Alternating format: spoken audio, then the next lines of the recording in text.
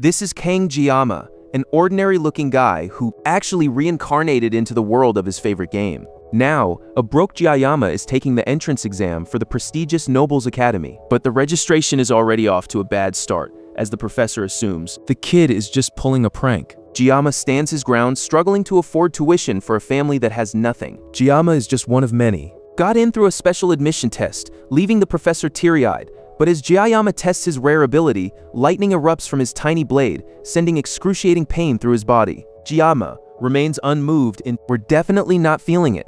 When they heard a poor student had joined through special admission, they started griping that the prestige of the place was being ruined, despite the hostile vibe. Jiyama wasn't fazed in his past life. He never managed to live a chill life, so this time, he's determined to make it happen. But as he tests his ability, good-looking, but his awakened ability comes with a devastating catch. He can only use swords under 30 centimeters.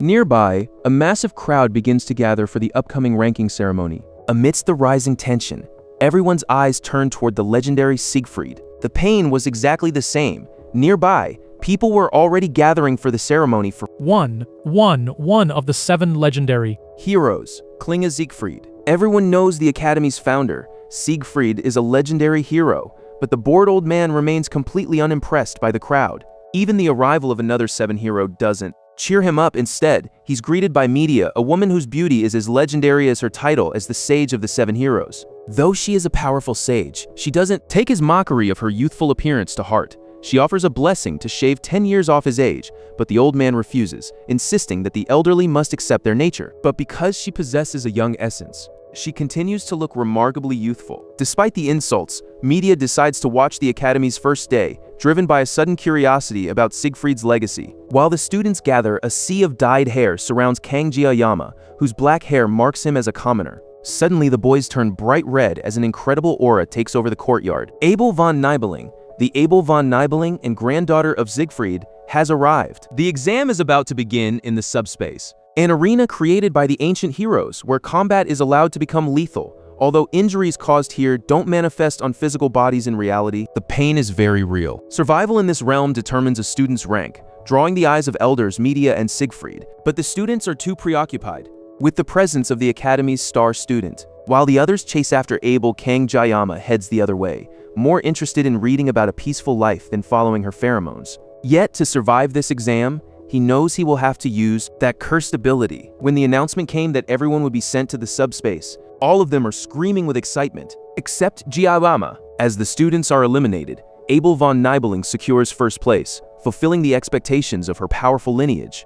Media is eager to see if the hero's granddaughter can outshine the legend of Siegfried, but even she fails to break the records Siegfried himself set ages ago. Suddenly, a crushing sensation ripples through the air, leaving students paralyzed with fear as they gaze upward. Not even the great hero Siegfried knows what this feeling is. The sky itself is shattering, and 2 figures plummet from the rift to crash violently into the earth. We jump back to a few minutes earlier. Instead of a fair match, the arena has become a slaughterhouse dominated by 2 brothers. Ensuring the outcome is decided before it even begins, this isn't a battle royale. It's a death match. Jiyama knows exactly who is responsible. The evil twins, Mao Jun and Shun Mao, who possess a terrifying talent for violence. Kang Jiyama looks so weak that the pair hasn't even noticed him. Now, their playthings have all died. The brothers stand bored, hunting for their next target. All that remains is a single girl shivering in the back, and it's clear the twins have horrible intentions, forcing Jiyama to finally step in. Kang Jiyama has seen enough. He steps into the fray without thinking, drawing the attention of the 2 brutal twins. Mao Jun and Shun Mao only laugh at his worthless student tag, seeing him as nothing more than a nuisance to be cleared away before they finish their real hunt. His painless blessing only lasts 30 seconds, which is hardly enough time to survive a confrontation with both of them.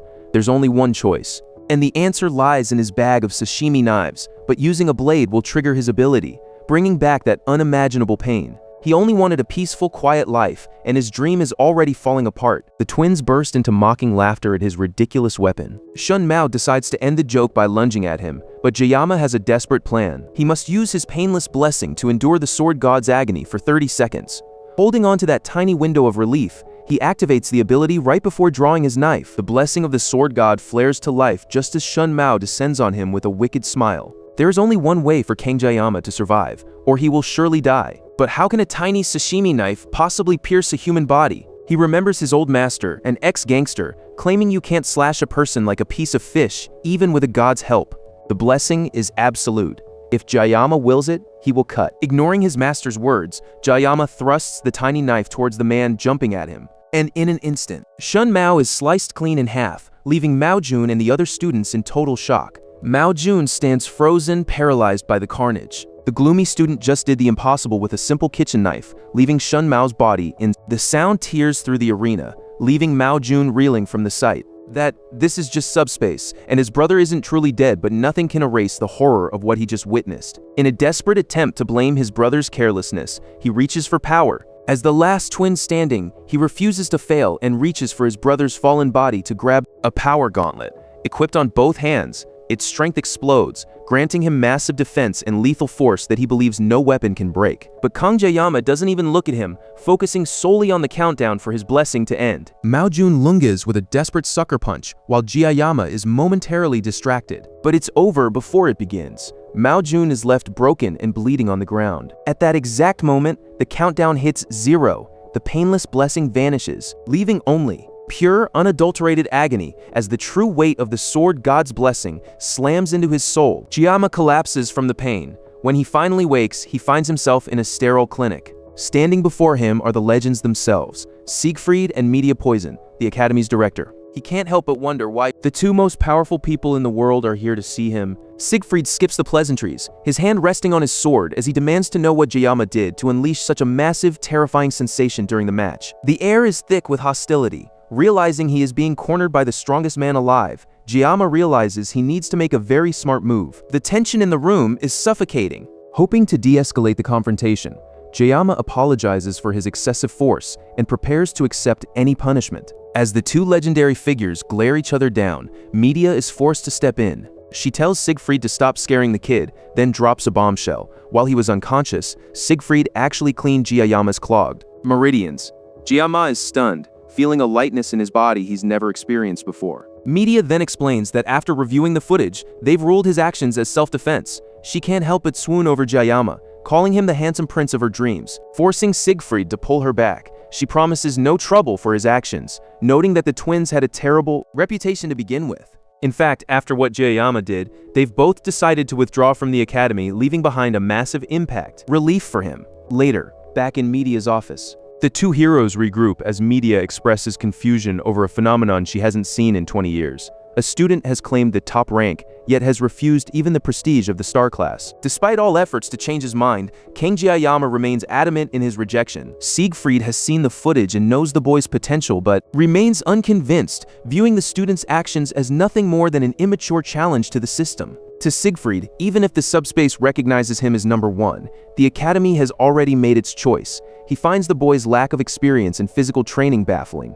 for he cannot understand the mysterious power being held within Jayama. And yet, seeing the way he moved in the video replay, Siegfried noticed a terrifying reality. It was the essence of swordsmanship, the ultimate form that he has spent his entire life chasing. Even though Jayama's body is feeble and untested, there is something deep within him that defies human comprehension. No human should ever be able to comprehend. Siegfried feels an intense rivalry towards someone the same age as his granddaughter. Media, on the other hand, is far more preoccupied with Kang Jayama's unexpected charm. She remains smitten after watching him save a life, and she can't help but linger on the thought. She jokes that if she were 10 years younger, she would surely pursue him, but the hero remains silent.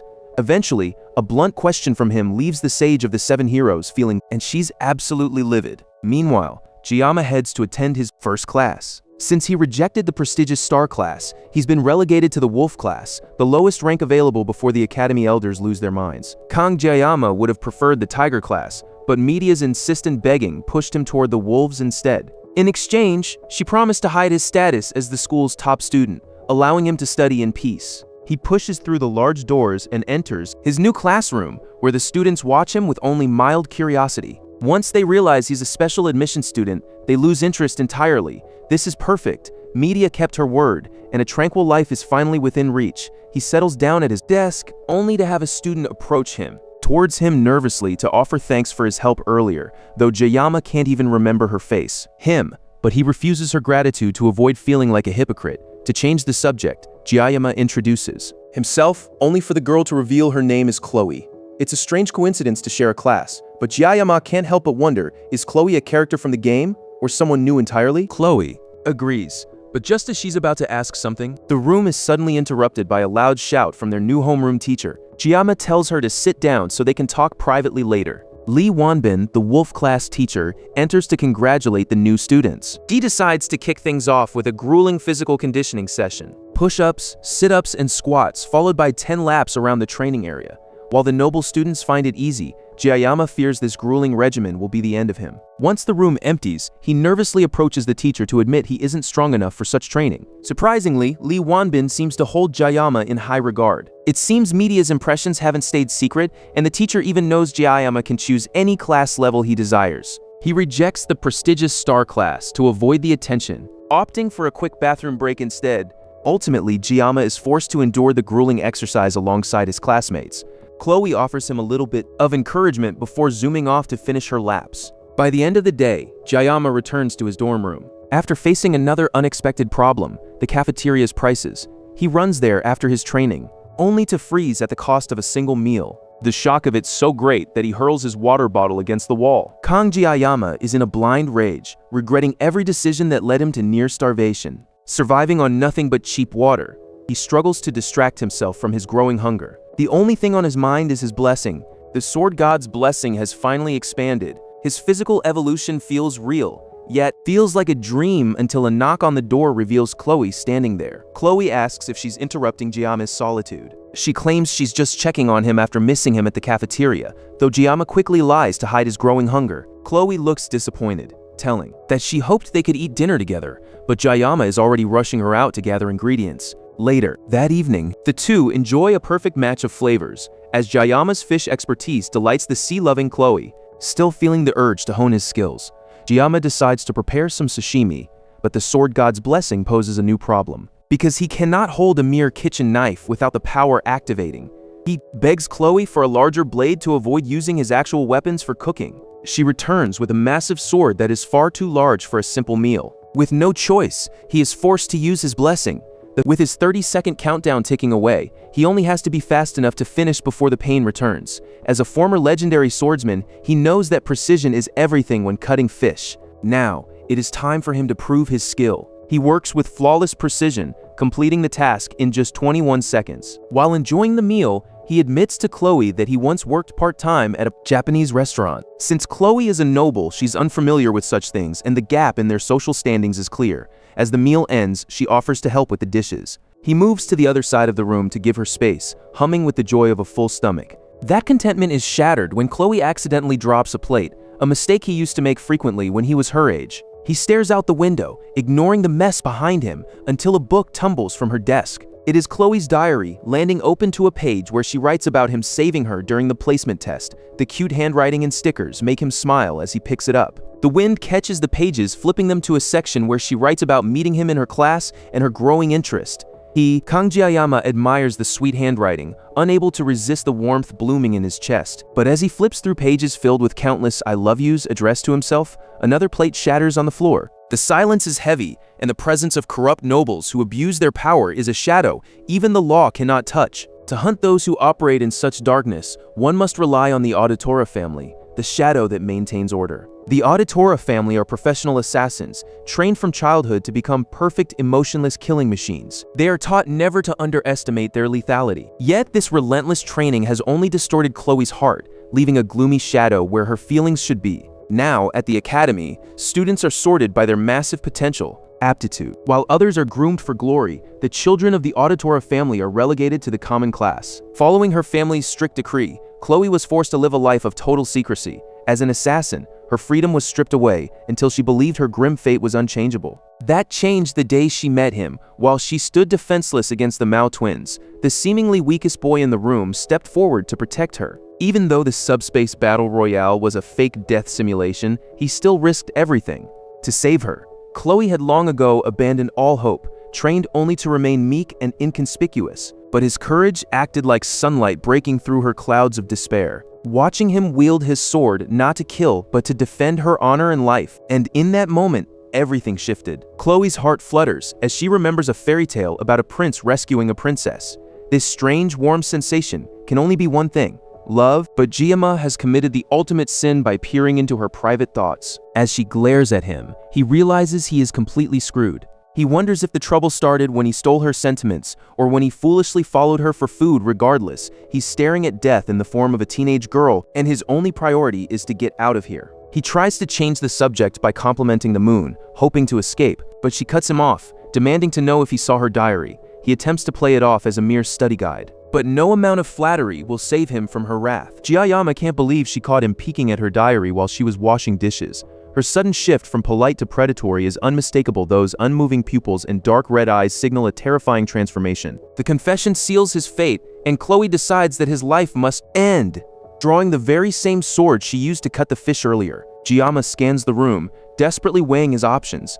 They are on the 4th floor, so jumping out the window is impossible. The only escape is the front door, but Chloe won't let him leave with his limbs intact. She is charging at him with lethal intent, and his time is rapidly running out. He is facing a textbook yandere, and her shift from an adorable girl to a fierce killer is absolute. It gets even worse. Chloe isn't just a yandere, she's suffering from a dual personality disorder. It seems reading her diary was the trigger that snapped her into this killing mode. This discovery is dangerous. If Jiyama doesn't act now, she might hunt him until his very last breath. Desperate to survive, he scans the room for anything to defend himself with, but nothing seems viable. With no real weapon in reach, he lunges for a box cutter on her desk, hoping it's enough to survive the night. He strikes. As Chloe rushes him with her sword, status screens flood his vision and trigger a powerful intimidation buff. He tells her that her hair is a little long. Before everything goes dark, when Chloe finally wakes up later that evening, her room is silent and empty. She can only wonder where Jiyama has gone.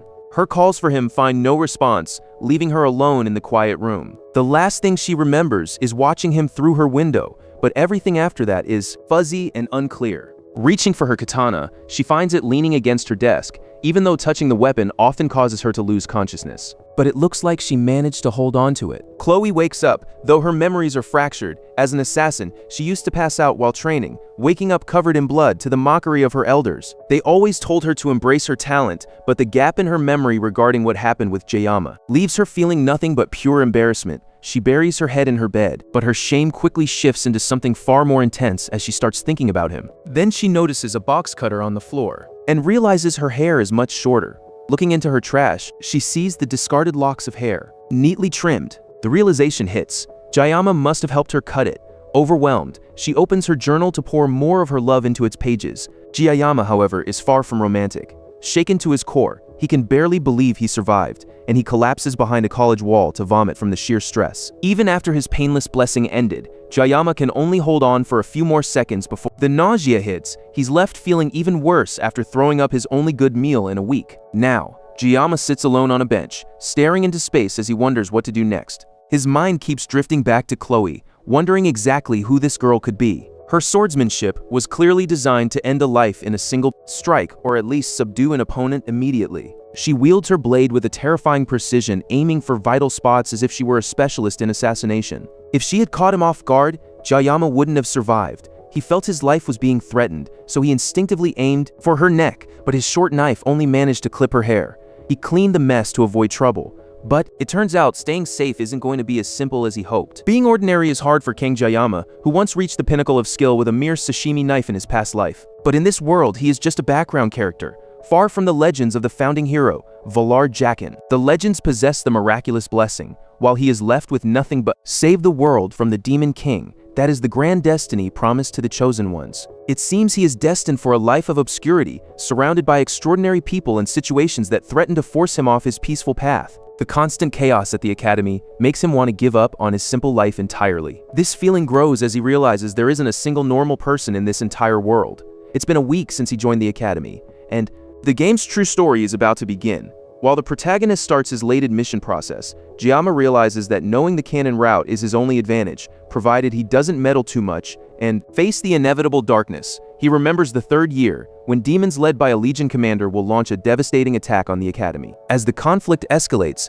the world shifts into the predictable chaos of a fantasy novel. Typical fantasy novel, back when he was, but now he is trapped in a reality where war is inevitable and death is a very real possibility. He refuses to be a helpless victim of the coming darkness. To survive, he must train to protect himself while staying as low profile as possible. However, To stay under the radar, he must limit his use of the sword god's blessing, as it places a crushing strain on his body. His blessing is a powerful ability, but it strains his mind and armament grade levels. These new stats reflect his growth. He needs to improve his physical strength and find a weapon that doesn't trigger the blessing's limits. A chance has appeared. The midterm monster hunting training offers a powerful B-tier longsword as a reward. He feels like he is making decent progress, yet, voice calls out to him suddenly. He looks up to see Abel von Nibelung, the beautiful granddaughter of the Abel von Nibelung. She claims the bench is her seat, but Giamma is too stunned to move, forcing her to yell before he finally realizes his mistake and slides away, unable to stop staring at her beauty. As he tries to leave, she tells him he doesn't have to go and can just shuffle over. It's a strange claim for a public bench, but he ignores it to avoid involvement. As he would expect from the heroine of the game, Abel von Nibelung is absolutely gorgeous. Suddenly, her voice snaps Giamma back to reality. It is incredibly odd, because the Abel he knows is typically standoffish and never speaks to anyone. Even the game's handsome protagonist, Leon van Reinhardt, couldn't get her to warm up to him. His primary weapon. Giamma sheepishly confirms he does, before asking how she could possibly know. She explains that her grandfather once told her that true swordsmen carry a certain look in their eyes. To prove her point, she presents her sword and offers it to him. Giamma, feeling unsettled by the sudden intimacy, declines the offer. His rejection makes her pout in annoyance. He still can't get used to her talking to him like this. Then, she drops another bombshell. She asks him if he knows who she is. Giamma is caught off guard. It is a bizarre question, given that everyone in the academy knows her name. He answers blankly that he sort of knows her, but she counters that she doesn't know him, a fact she finds quite unfair. But Abel is skeptical, and she suggests a darker possibility, that Giamma might be a spy for the Demon King, sent to infiltrate the academy. She finds his presence alone so late at night highly suspicious. Giamma quickly deflects, questioning why she is out so late herself. As she gestures, he catches a glimpse of something hidden. The scars on her hands, marking her as a member of the prestigious Nibelung bloodline. For those of her lineage, any imperfection could make them a target. The conversation shifts, as Abel admits she is no longer the top student, having suffered her first defeat in her life. She wants to meet the person who beat her, so she can tear them apart. Giamma can only cough in shock at her intensity. She is fueled by humiliation, especially since the mysterious winner isn't even in her class, and even skipped the ceremony, leaving her to give the speech in their place. It's strange for her to vent to a stranger, but Giamma finally asks why she's talking to him at all. The answer is unexpected. She simply thinks he looks weak, and her family's motto is to be merciful to those who lack strength. Abel von Nibelung stretches and prepares to leave the conversation. As she rises, she pauses and asks one last time if he will reveal his name, but Kang Giamma refuses to negotiate. Life at the academy continues without incident. Even Chloe has settled in with new friends, leaving Giamma to keep his distance to avoid another violent encounter. He has learned to ignore the disdainful looks from her new friends regarding his status as a special entrant. Despite the judgment, he finds comfort in knowing that he isn't the only one in class navigating the academy's social hierarchy alone, though there are other special entrants. They all share a common goal: staying out of each other's way. He knows being in a lower tier is a blessing, as the elite star and dragon classes are likely already drowning in petty power struggles. The mere thought of those factions sending shivers down his spine. Fortunately, his days are much more comfortable now. Thanks to media, Giamma avoids the main storyline at all costs. Giamma attends his classes smoothly, observing as a teacher instructs the students on the history of the academy. He already knows the legend by heart. The founding hero, Valor Jochen, once faced the Demon King's right-hand man and commander of the First Legion, a clash of titans. Though the war ended in a truce and established a non-aggression pact, it brought an end to the carnage. This pact is the reason that 700 years of peace has lasted until today. But Kang Giamma is the only one who knows the coming peace is a lie. He could warn media, the academy director, but altering the canon route is a risk he can't calculate. Despite her constant complaints about work, media's blessing of perception allows her to sense the shifting winds, making her the first of the 7 stars to head to the front lines. Though Giamma never played the game far enough to see it, media will be the first of the 7 stars to fall in battle, a secret he wishes he didn't carry. Suddenly, a commotion breaks out in the halls, It's finally starting. Giamma checks his phone, confirming his worst fears. It's May 5th, the day the protagonist arrives at the academy. A crowd of students gathers at the classroom door, all of them in awe as the game's protagonist, Leon van Reinhardt, walks through the halls with a confident aura. Giamma knows this presence signals the end of a 700-year peace. Everyone fawns over the handsome hero, but Giamma only sees a harbinger of chaos. In this world, the hero's charm is legendary, drawing women to him like a magnet. If this were an adult-rated game, Leon would have died long before. The mandatory enlistment in 3 years for Jiyama being drafted means facing the front lines for a second time. The main story has officially arrived. Even after sealing a Legion commander, Jiyama can't help but wonder how much more powerful the Demon King truly is. There's no way that protagonist is going to lose, right? But as he turns to leave the scene, Jiyama turns to walk away, but a voice suddenly calls out from behind him. It's Chloe, and she meekly asks if she did something wrong. He wants to tell her she almost decapitated him, but they're roommates for a year, and he'd rather not make things awkward between them. He lies and says everything is fine in hopes of keeping things civil and avoiding any more unnecessary enemies. Chloe returns to her cute self, yet Jiyama cannot forget her true nature. Even when she fights, her blade carries a sorrowful, murderous intent that makes his skin crawl, potentially making her more dangerous than the Mao siblings. He almost wants to refuse her dinner invitation, but her puppy dog eyes are a terrifying weapon, making it impossible to say no to such a cute face. He fears that rejecting her might land him in a fridge tomorrow morning. Instead of dinner, he decides to propose a better way to spend time together. He tells her she is the only one who can help him. Chloe calms down instantly, giving Jiyama the perfect opportunity to ask for sword training. At the school training grounds, he tests his limits with a wooden blade, confirming that the small size doesn't trigger his blessing. Since Chloe is so powerful, she will be the perfect person to train. It is also a way for him to escape, to dodge another awkward dinner date. He arrives at their meeting spot at 8, only to find Chloe has been waiting for over 90 minutes. As he looks at her in casual clothes, her crop top reveals the toned muscles that explain her immense power. He hadn't realized it before, because he had only ever seen her in her school uniform, but it clearly explains her strength. Jiyama hands her a wooden sword, leaving her confused that they aren't using real weapons. They've agreed to stick to wooden weapons to avoid any fatal accidents during their session. Chloe takes the wooden training sword and she thrusts with such force that a shockwave crashes between them. Even with a mere piece of wood, the air trembles around her, making Jiyama doubt if training with her is a good idea. He wonders if his unique blessing will grant him any strange side effects as he continues to grow. As he stares blankly, he realizes he's only looking at a status screen. Only he can see. Jiyama nervously asks Chloe to go easy on their first day, then readies himself to face her. He knows mastery requires hands-on experience. To truly master a skill, he believes you must be ready to sacrifice your entire being. This philosophy is why he adapted so quickly to the Academy's rigorous training. Even though he knows his stance and grip are imperfect, he knows that the final blow must land, so he snaps his eyes open to find Chloe already charging at him with full force. He narrowly dodges her first strike, but as Chloe switches her stance and launches another attack, he can barely parry the blow. As the fight intensifies, she seems to be getting faster and faster, leaving Jiyama struggling to keep up. It's almost as if she is holding back because he asked, yet her power is overwhelming.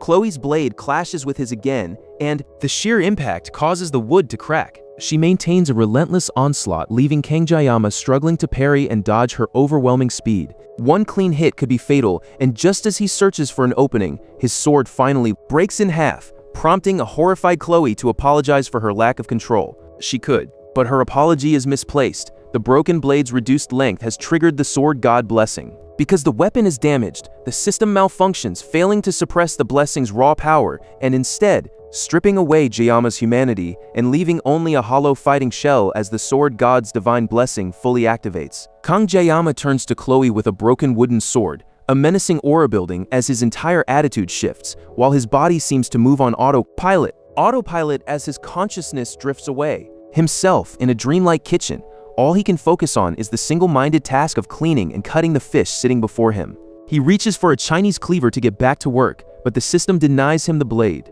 Instead, he picks up a sashimi knife, and to his surprise, the expected pain is replaced by a refreshing surge of power. Then a voice speaks. While a voice tells him to let go, Jiyama moves toward Chloe with a terrifying predatory intent. He stares past her, blinded by instinct. She calls out to him, but he doesn't hear her. His eyes are filled with pure bloodlust as he suddenly rushes forward, forcing Chloe to block his desperate heavy strike. The weight behind his movement is entirely different from their usual training.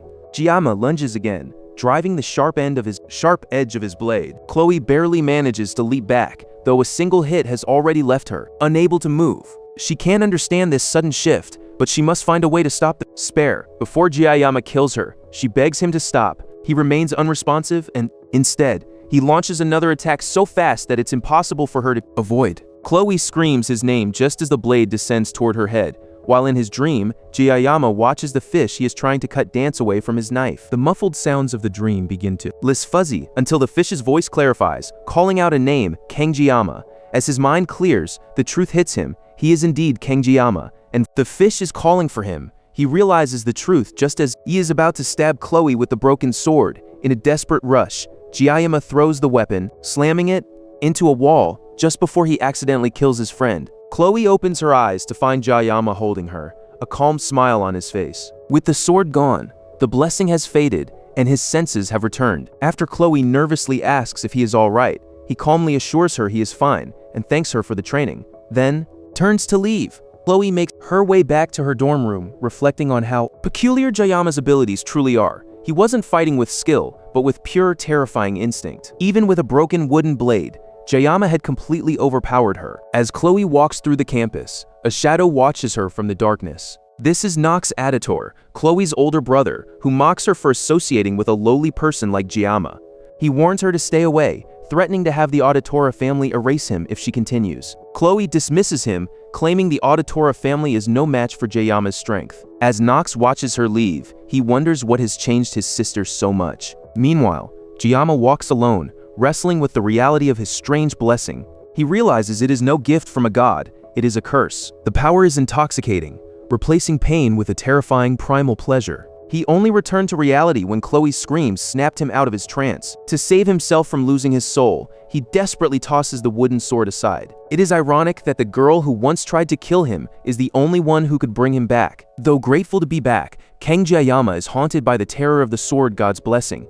He realizes this gift is an inescapable burden he must carry forever. Because of it, his dream of a peaceful life is slipping away. 3 days later, life at the academy moves on as usual. But something is terribly wrong. The blessing is no mere gift. It is a curse attempting to consume his very reason. Chloe chats with friends, yet she is clearly unsettled. Since their duel, Jiyama has vanished from class. And without his contact information, every time she knocks on his dorm, she is met only with pained groans. She wants to break the door down to help, but she fears, hating her for it. Chloe spends her days watching him from her seat, unable to stop herself from glancing at him constantly. She tells herself it is because he risked his life for her, but that's probably just an excuse to justify her obsession. Whatever the reason, she simply misses him. The next day, Jiyayama still hasn't shown up to class by the time the teacher yells for silence. Because of the rain, study hall replaces their usual training session. As the students take their seats, Lee Wanbin realizes Jiyayama has been missing for several days. Suspecting there is a reason, the wolf class teacher decides to wait for his return. As he disciplines his students, the classroom doors creak open, and Jiyayama calmly struts into the room. Chloe stands up in shock as Jiyayama apologizes to the instructor for his tardiness. The students murmur that Jiyayama looks different and oddly more handsome. When the day finally ends, the class clears out.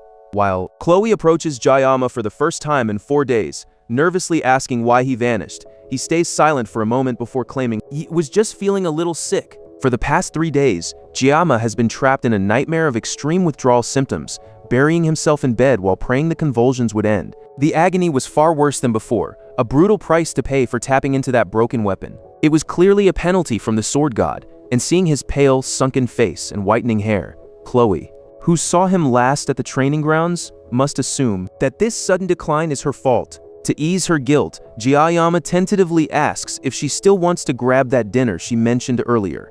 The suggestion catches her so off guard that she nearly rushes him in a hug. It was clearly the right choice.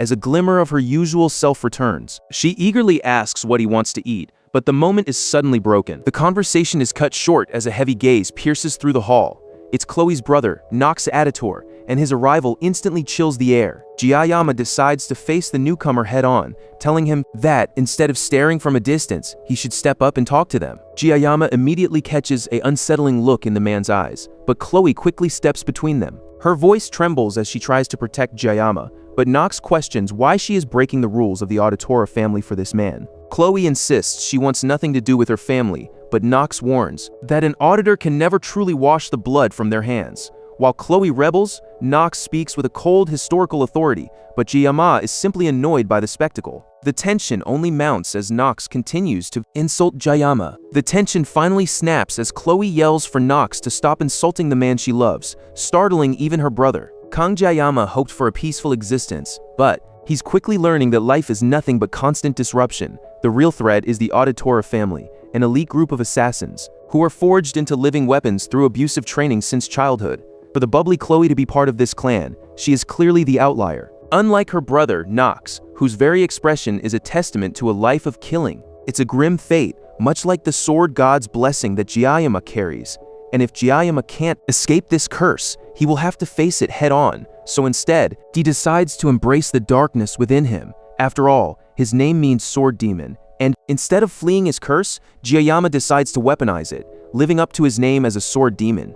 He commands Nox to follow him. Meanwhile, Lee Wanbin, the wolf-class homeroom teacher, sits in his office, worried about Jiyama's unsettling behavior. His instructor's contemplation is interrupted by a cheerful colleague, but the weight of Jiyama's transformation remains. Administrators confirm that King Jiyama has indeed requested to face Noxitator, the elite of the Auditora family. The stage is set for a high-stakes confrontation, leaving Jiyama waiting in the room for his fight to begin. Remarkably, the permission process was surprisingly fast. While physical injury is impossible in the subspace, Jiyama knows mental trauma is a real threat. He hears the roar of the crowd, realizing his attempts at a quiet life have failed utterly.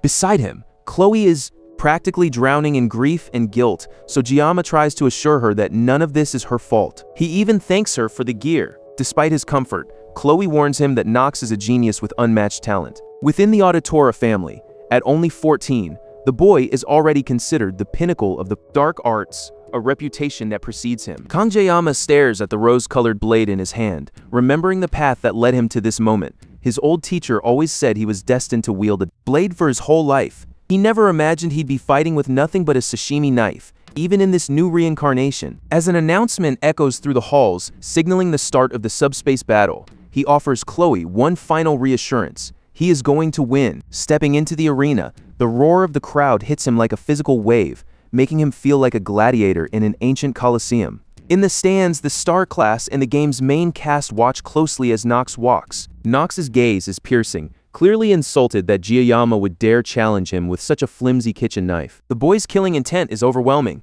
and Jiyama knows he must be careful not to provoke the darkness within him. He must avoid provoking him. Jiyama taunts him with a final insult about his equipment, prompting Nox to draw his S-rank 2 Hongrian blades. This duel promises to be a fight for the ages. As the subspace barrier is deployed, the two students leap at each other. Jiyama uncovers his 2 discount kitchen knives, and the sword God's Blessing activates, leaving the stunned audience unable to follow the sudden surge of power. What should have been a simple demolition of a special admission student has devolved into a blur of motion too fast for the eyes to track. Even the star class students are losing their composure at the intensity, especially Abel, who cannot believe that the boy she dismissed as weak possesses such terrifying prowess. Their blades continue to clash as Jiyama moves with effortless grace. Jiyama is busy dodging Nox's relentless strikes. Frustrated, the assassin unleashes a flurry of speed so intense it leaves afterimages in his wake.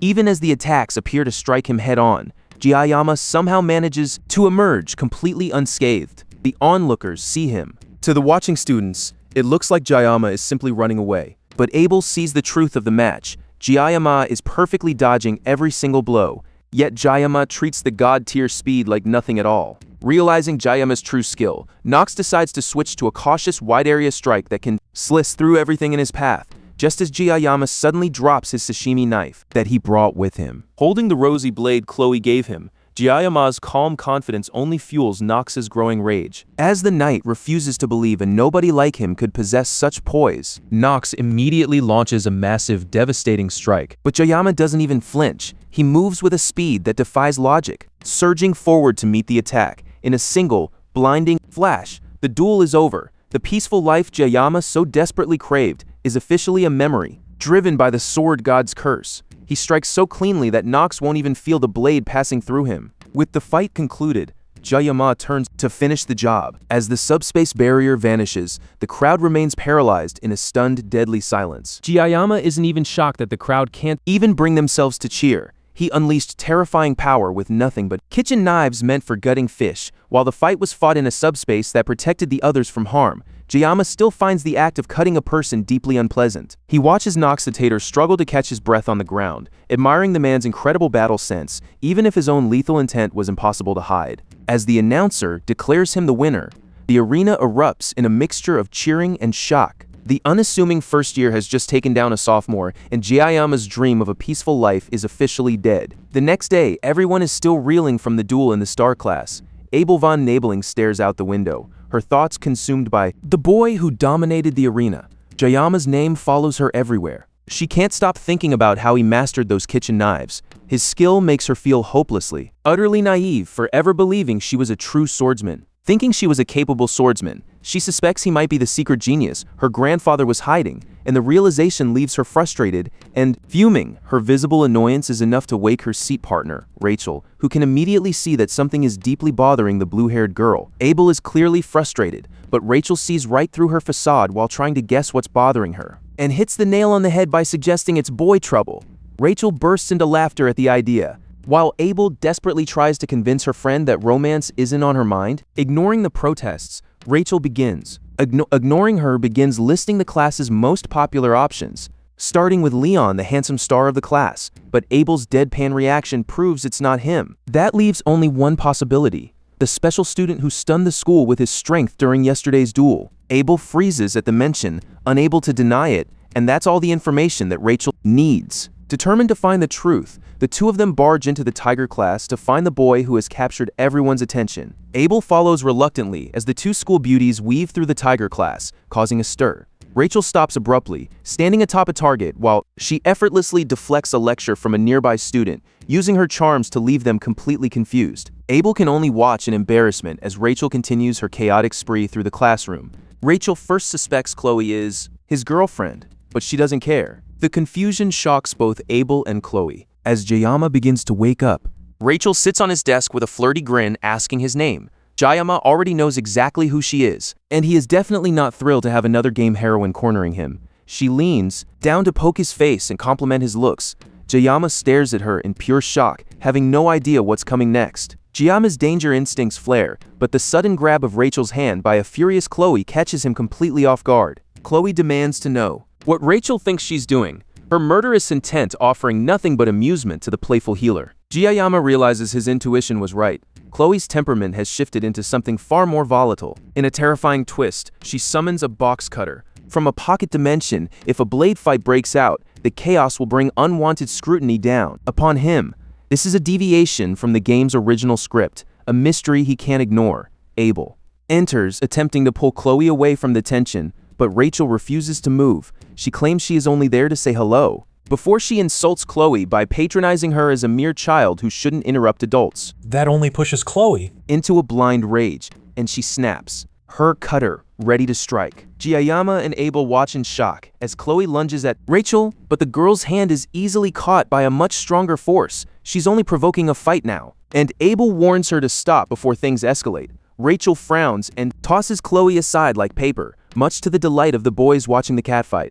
Jayama is merely annoyed by the chaos. Then Rachel activates the blessing of the Spear Saint Clan, proving that brute strength can overwhelm any skill. Rachel bluntly asks Jayama if Chloe is his girlfriend, and he doesn't hesitate to say no, shifting Chloe's aggression toward him instead. He clarifies, she's just a friend. Rachel's interest in the situation only grows, while Jayama remains lost in his own thoughts. Waking up fully, Kang Jayama notices Abel looking just as frazzled as he was moments ago. He cuts straight to the point, demanding to know their purpose. Rachel claims Abel's interest in him was the reason, but Abel desperately denies it. As the entire class turns to stare, Abel tries to stammer out a shy excuse, but Jayama bluntly tells them he just wants them to leave, shocking both girls while Rachel struggles to suppress her laughter. Her amusement only fuels her curiosity. Rachel loves men who are this interested. She begins to mock Chloe's protectiveness, pushing Abel's patience to the limit, until even Abel can barely contain her anger at Rachel's blatant flirting. Sensing the tension is rising, Rachel backs off,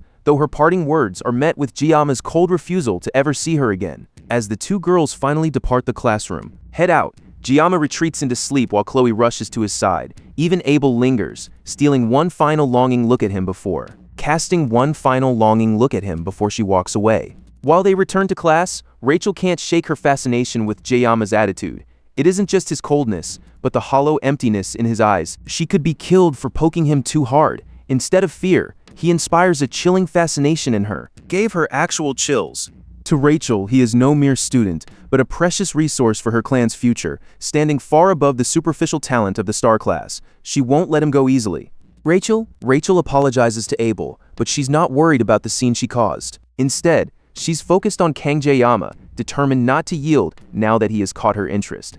Meanwhile, at the school clinic, Nox Aditor staggers through the halls, fueled by a single burning thought: murder. Nox has lived his entire life without, but that changed when someone humiliated him by using nothing but kitchen knives. The mere memory of Jaeyama's face enrages him so much that if he will call upon his entire clan's power just to slice off Jaeyama's head, and once he's dead, he can finally take Chloe back. After all, Chloe has the potential to become just as great as him, and Nox won't let some special admissions, nobody steal her away. All he needs is the strength of his clan to eliminate the man he has been relentlessly plotting to kill. Jaeyama finds Chloe still visibly shaken even after the intense confrontation. As he approaches to calm her, he can only hope she isn't about to lose her mind, while holding that box cutter tight toward him. Nox. When he asks about Nox, Chloe reveals her brother is in the medical ward, so he shouldn't have any medical needs. Nox isn't the type to be traumatized by subspace injuries, so Jaeyama decides to check on him himself. Even though Nox was admitted with no physical wounds, Jaeyama can't shake a growing sense of unease. He even used the trick to calm the waters. Now, Kang Jaeyama stands in a lavishly decorated medical ward, staring down a bewildered Nox Aditor. He muses on how the Auditora family must be loaded with cash to afford such a fancy room for one person. Nox instinctively tenses as Jaeyama reaches for a skinning knife on the bedside counter, fearing the worst. Instead of attacking, Jaeyama simply picks up an apple and begins to peel it. He rises, walking right past Nox with a casual, condescending piece of advice to eat more vegetables. This sheer disrespect sends Nox into a rage, prompting the assassin to draw a hidden knife from his sleeve to strike from behind. But Jaeyama anticipated the move, coldly warning that any attempt at revenge will result in Nox and the entire Auditora family being slaughtered. Jaeyama slams the door shut with such force that the apple he just peeled slices apart, revealing he cut it faster than Nox could blink. Leaving the boy's will completely shattered, Jaeyama walks away, hoping his hollow bravado doesn't backfire. He knows he can't take on the entire Auditora assassin clan alone, even with his pain neutralizer.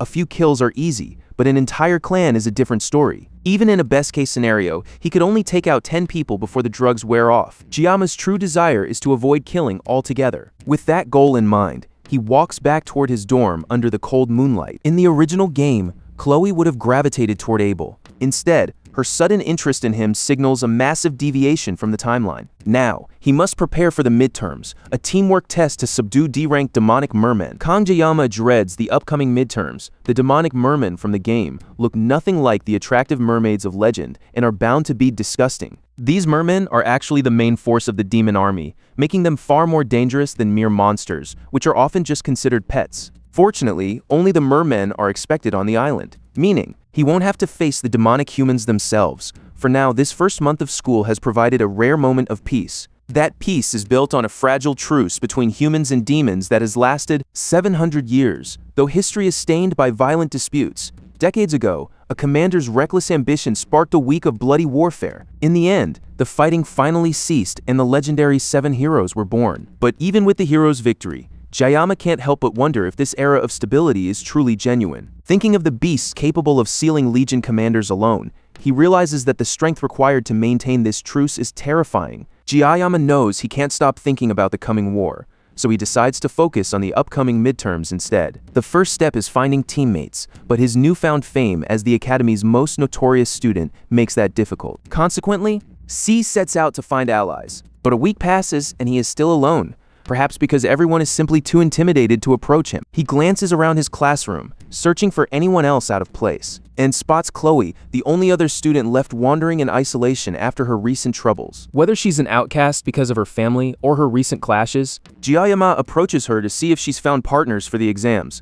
He's used to being alone, but seeing her without any friends at all worries him. But unlike him, she once actually had people by her side. With Chloe's combat skills, she's basically 30 soldiers in a cute bundle, but the quiet moment is shattered. Rachel comes charging in, making it clear that Jiayama's peaceful day is over. Chloe brandishes a box cutter in a display of murderous bloodlust. Rachel, however, is undeterred by the tension, continuing to bother him, even leaning over his desk to ask if he has found a group for the upcoming test. Since she isn't even listening, Jiayama simply answers that he's still looking. Jiayama asks who the others are, and his heart sinks. Rachel's group includes Leon Van Reinhardt, the game's handsome protagonist. Interacting with him is a disaster waiting to happen. It's the fastest way to trigger the main plot. But Rachel has already signed him up, and Jiayama has never wanted to cut someone down more. Then there is the other major issue, the dangerous woman sharing his class.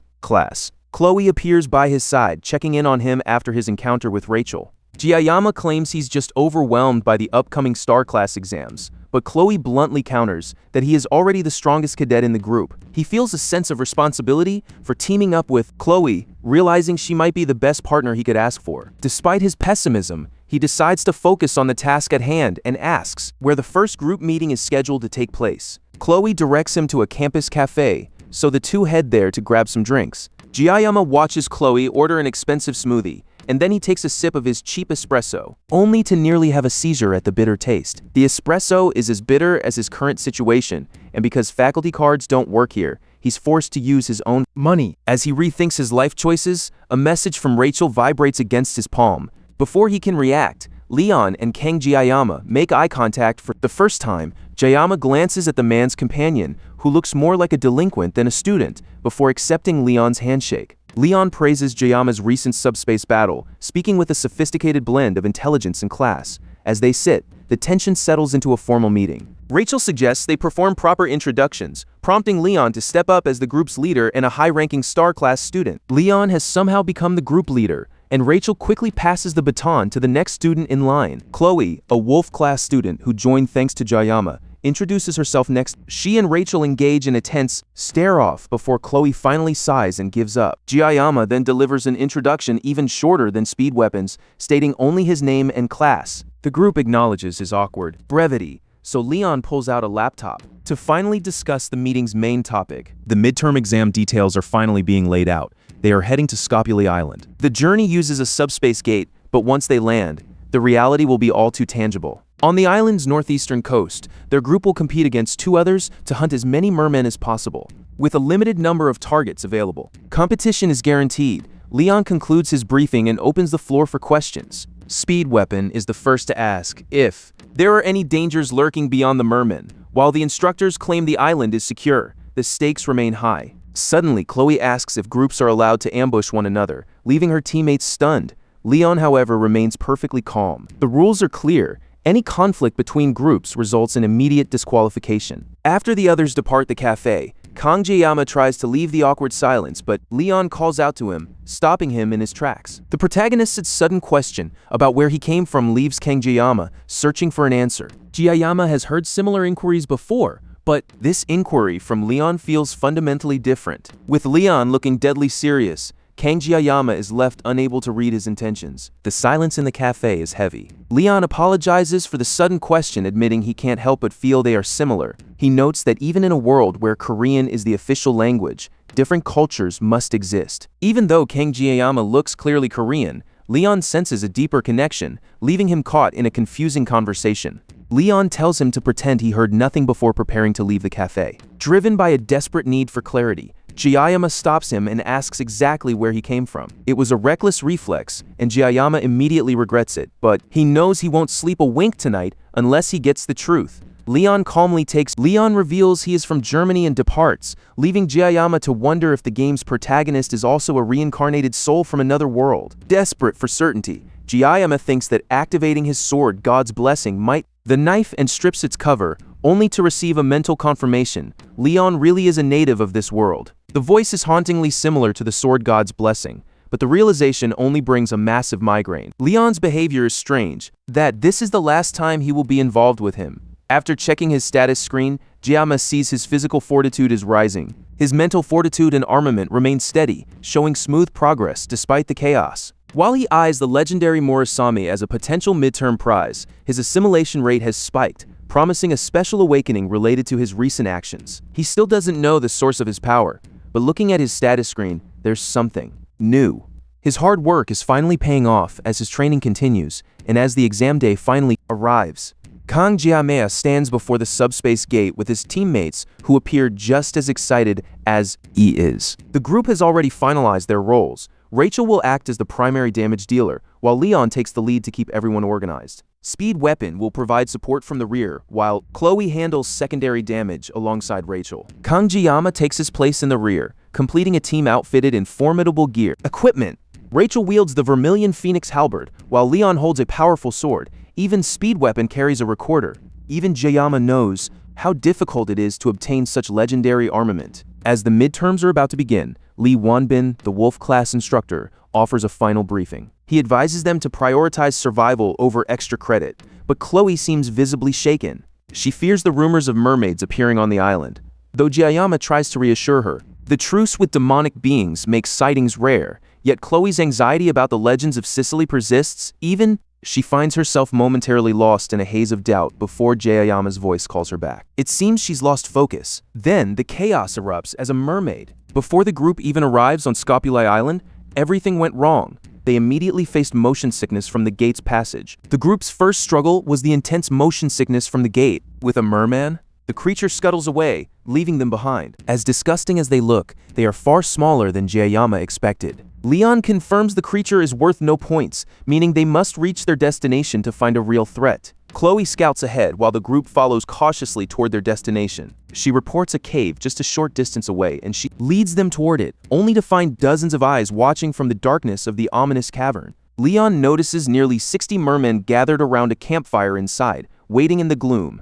Eliminating this horde would secure them first place in the midterms, but it comes with a massive cost. Entering this cave will cut off all communication with instructors, making it an incredibly risky gamble that rests entirely on Leon's leadership. To seize victory, Leon makes his move and sends Rachel charging into the fray. A golden spear shatters the peace, plunging into the campfire and plunging the cavern into sudden darkness. Before the mermen can even react, Rachel leaps into the fray, decapitating several of them in a single bloody instant. Speed Weapon follows up, channeling his power to buff her skills, allowing her to harvest the mermen one by one. Even Jiyama is stunned by her sheer lethality. Not to be outdone, Chloe draws her katana and activates her blessing, eagerly joining the slaughter as the two women charge toward the center of the horde.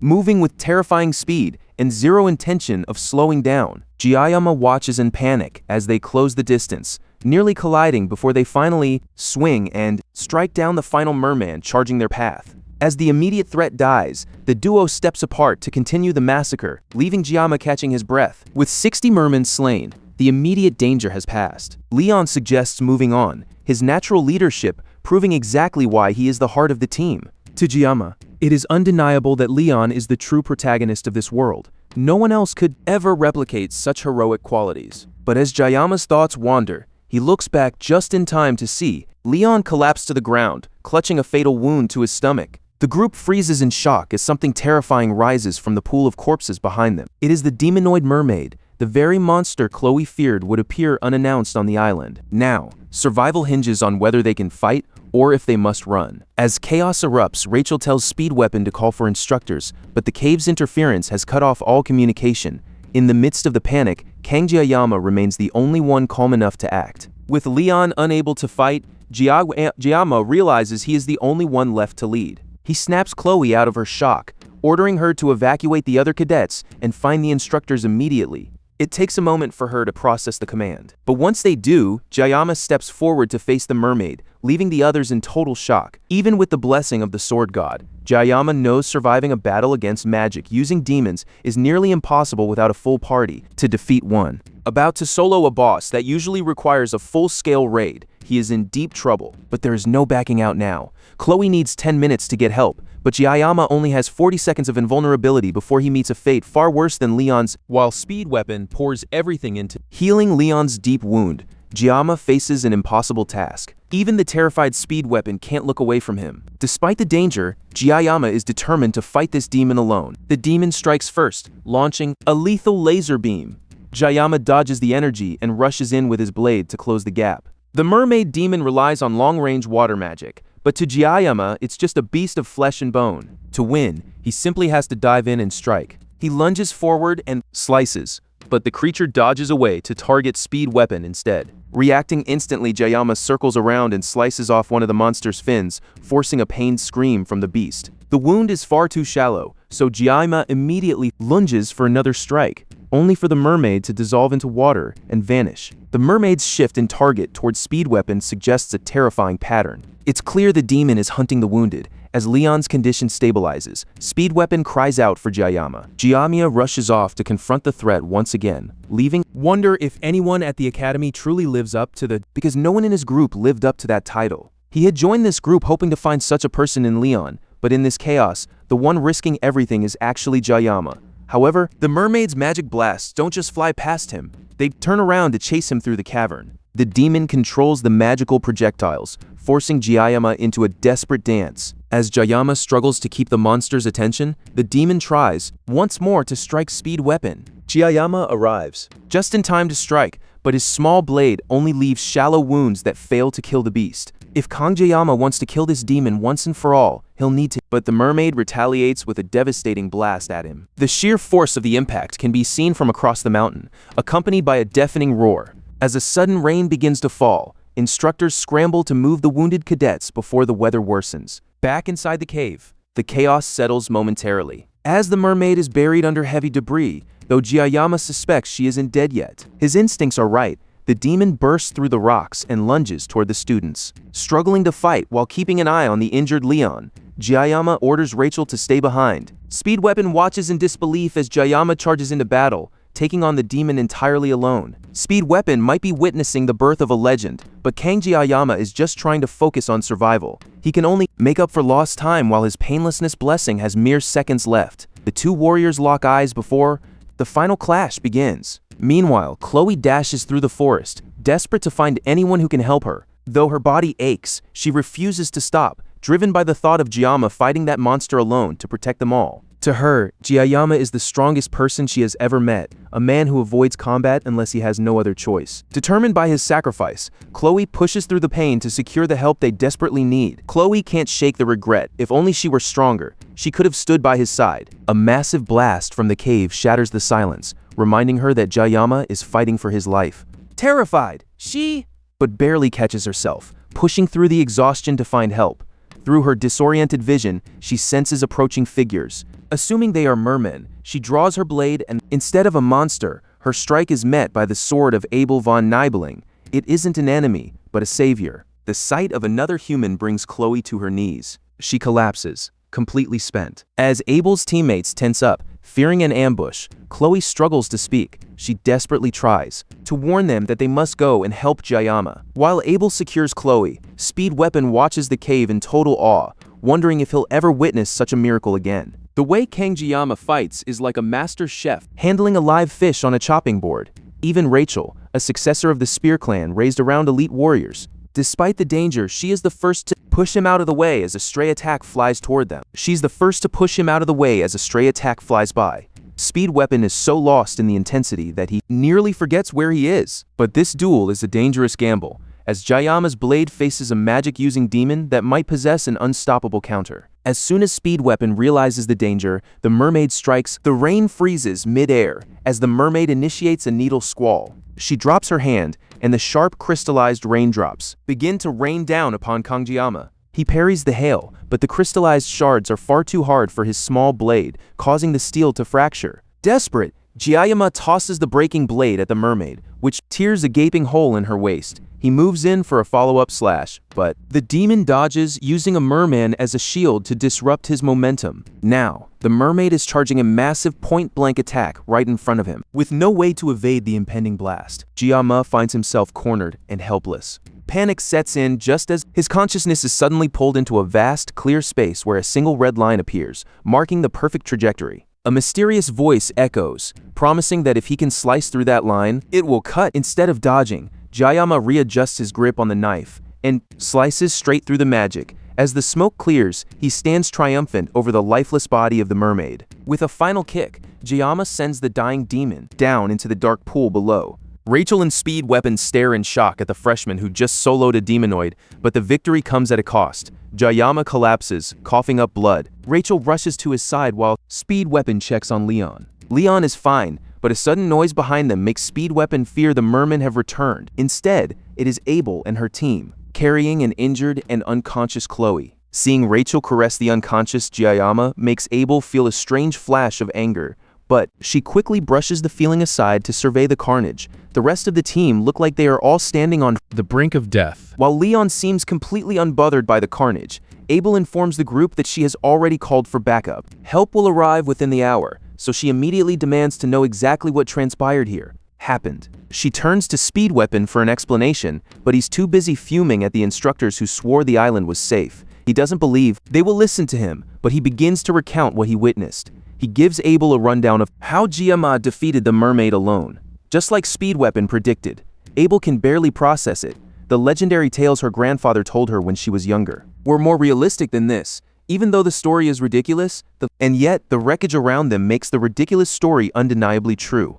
Why would the instructors lie about a threat like this? And yet, Abel still can't accept it, wrestling with the legacy of her bloodline. Even with everything going her way, Abel realizes there is still a massive gap between her strength and Kangjiyama's. She can't help but feel a paralyzing mix of fear and admiration as she watches the gap widen. Ordering a healer to tend to him, she sees how close to death he truly is. He looks completely broken and tattered, yet he managed to defeat a demonoid alone and come out victorious. Watching his success, Abel is overcome by a sudden sharp sense of envy. Speed Weapon quickly snaps her back to reality, warning her that they shouldn't tell the instructors the full details. After all, the academy claimed this island was scouted, yet a demonoid appeared from a hidden cave without notice. Leon cuts through the tension, asking Speed Weapon if a mole from the demon factions might actually be hiding inside the academy. Speed Weapon tries to backtrack, yet the truth remains. If it weren't for Jayama, then Leon's group would have been torn to shreds for 700 years. The truce has kept demons far from the academy's cadets. However, a breach like this could justify a full-scale war, so Speed Weapon urges the group to stop overthinking and focus on making sure their stories match.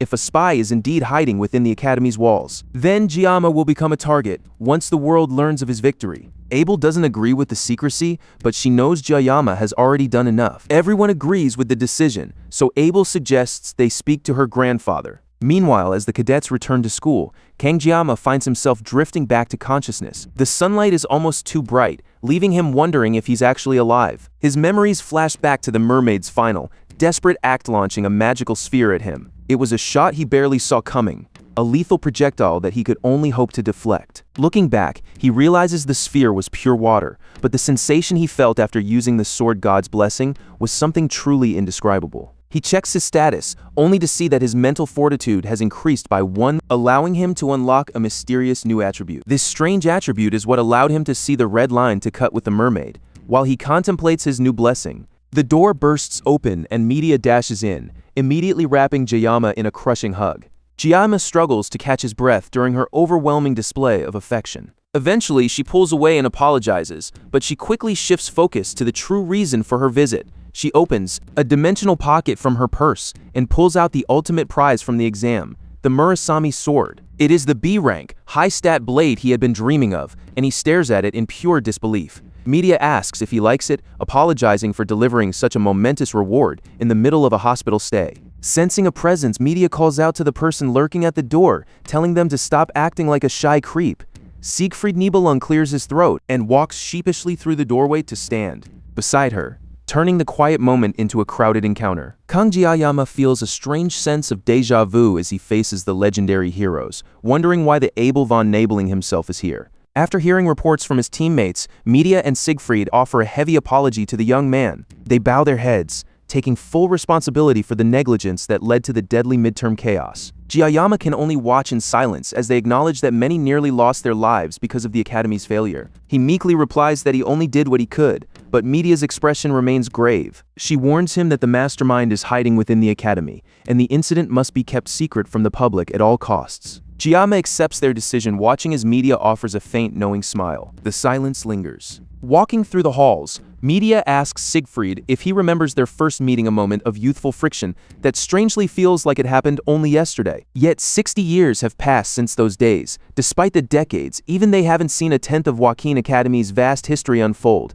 This institution has protected its cadets for 7 centuries, standing strong through endless legends and tragedies. Suddenly, Media's aura flares with intensity, the sheer pressure of her power shattering the surrounding windows. Her thoughts drift to the upcoming midterms. Siegfried places a calming hand on Media's shoulder to snap her out of her worries about Scapuli Island, where mermaid sightings have become a deadly reality. But her grief quickly turns to pure excitement as she begins to gush about Giama's incredible feat. She asks for Siegfried's opinion on the boy's feat. Siegfried has witnessed countless prodigies rise and fall, often lost to the hollow pursuit of glory. He has grown weary of the word genius being thrown around so recklessly in families obsessed with bloodlines. He even forbade that title for his own granddaughter, Abel. But looking at Giama's unfathomable talent, he wonders if the word might actually apply. Perhaps Kang Giama could reach heights even Siegfried can only dream of. The founder walks past Media, but before he leaves, he urges Media to stay safely within the academy walls for the time being. She smiles and follows after him, their quiet conversation echoing through the academy halls. Much later,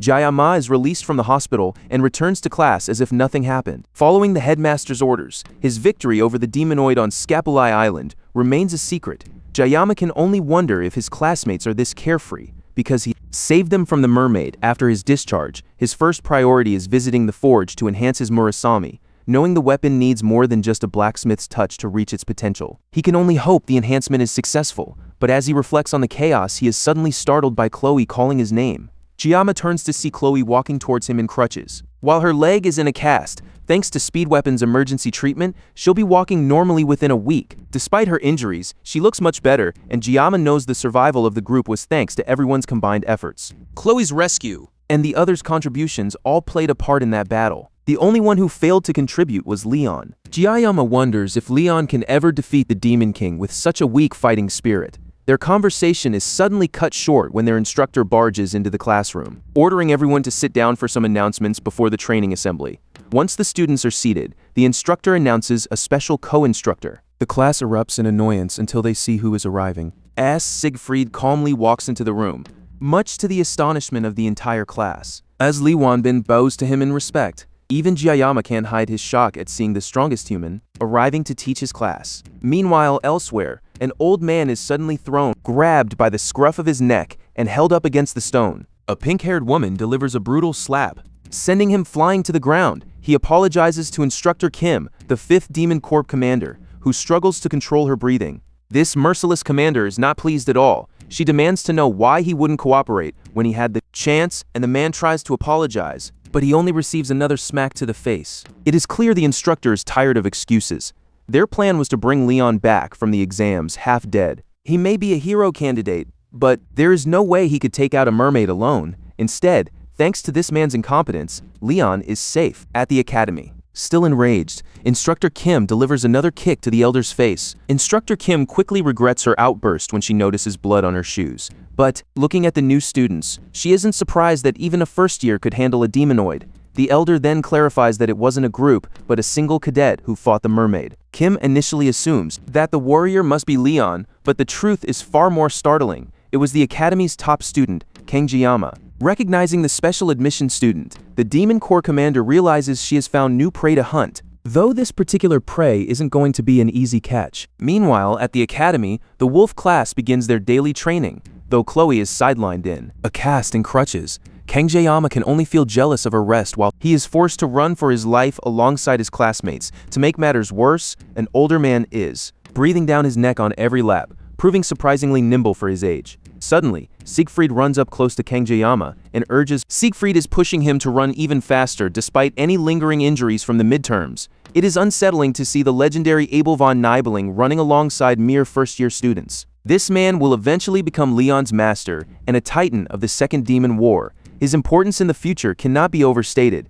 Why is someone of his stature training with the wolf class? The main storyline is shifting, causing the world to feel as though it's falling apart. And the discomfort only grows for Kang Jae-yama, especially with his classmates casting jealous glares his way. As they run, Siegfried explains that a warrior's true foundation is physical endurance. He warns that talent is worthless if the body cannot support it. Once he has motivated the class, he pulls ahead, expecting Jayama to keep pace. Next is field training, but Siegfried has banned all personal weapons for this session. The students must instead master the standard equipment provided by the school. Siegfried dumps a variety of weapons onto the ground. Some students question why they can't use their prestigious family heirlooms. Siegfried's answer is simple: basics are everything, and relying too heavily on high-grade gear breeds weakness. A master can never blame their equipment, a sentiment that resonates deeply with Kang Jayama. He nods in agreement as the able von Nibelung commands the students to pick up the provided weapons and master the basics. The promise of higher promotion scores sparks excitement, sending cadets rushing to grab any weapon they can find. Seeking something suitable for his unique limit, Kang Jayama reaches for a small sashimi knife, only to realize Siegfried is already watching him. As the students regroup, Siegfried announces one-on-one training without the safety of a subspace. To demonstrate proper sparring, the legend decides to show them how it's done. Kang Jayama prepares to face the able von Nibelung, but his trembling hands betray his terror. For him, this is the ultimate crisis, yet Siegfried clearly has other plans. The legendary hero calls Jayama forward for a duel, holding a piece of junk from the novice weapon pile. Even a discarded tool looks lethally sharp in his hands. The other students watch in confused jealousy as the Academy's founder singles out Jayama. Jayama steps forward, and before they begin, Siegfried asks if his bones have healed. Once Jayama confirms he is ready, the legend orders him to take up his sword, even though it's supposedly just a spar. But Jayama knows better. Crossing blades with the able von Nibelung is a fight that won't end easily. If things spiral out of hand, at least one of them might lose a hand, or even their head. Siegfried provokes him by claiming he is nothing compared to the able von Nibelung, while classmates mock Jayama behind his back, sneering at the thought of him chickening out of a fight. Siegfried isn't impressed and calls out Jayama for hiding his talent, demanding he stop living as a coward. But Jayama carries a pride deeper than any insult, a warrior's soul etched into his very being. It's this unshakable honor that ensures he will never put down his sword. Now, the able von Nibelung's bait is set, and if Jayama falls for this test, he'll regret it forever, yet he can no longer suppress the battle lust rising within him. Lee Wanbin notices the change in Jayama's eyes and rushes to stop the disaster, but Siegfried holds him back. Jayama has already made his decision. Drawing a mere sashimi knife, Kang Jayama prepares for a life-or-death struggle.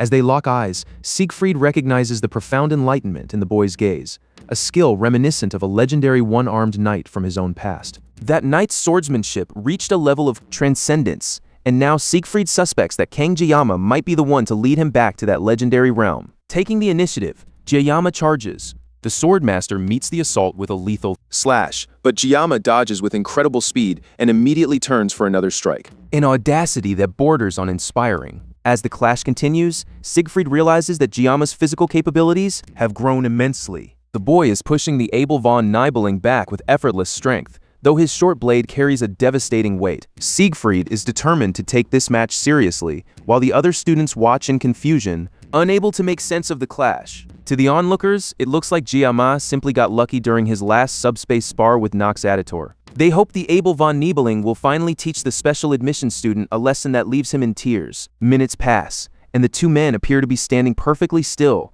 locked in a silent stare-down. But Lee Wanbin knows the truth. They aren't standing still, but have reached a combat speed that the Wolf-class instructor thought impossible. Siegfried knows Jayama has the power to step into the mental realm, a special plane of existence, and to withstand a battle there. The stakes are higher than anyone realizes. Jayama's growth is undeniable, forcing a duel of wits within the mental realm. Seeing his student's talent, Siegfried decides to take things to another level. The able von Nibelung activates his sword spirit protection, unleashing a pressure so immense the students can feel it from the outside. The battle's intensity shatters their connection to the mental realm, dragging them back to reality amidst a surging blue aura. If Lee Wanbin doesn't intervene, bloodshed is inevitable. But before the instructor can react, the two warriors launch. A deafening cry halts their clash as media arrives. Her presence, so furious that the very ground cracks beneath her feet. The combat ends abruptly, leaving Siegfried to face a stern scolding in media's office. Siegfried tries to apologize,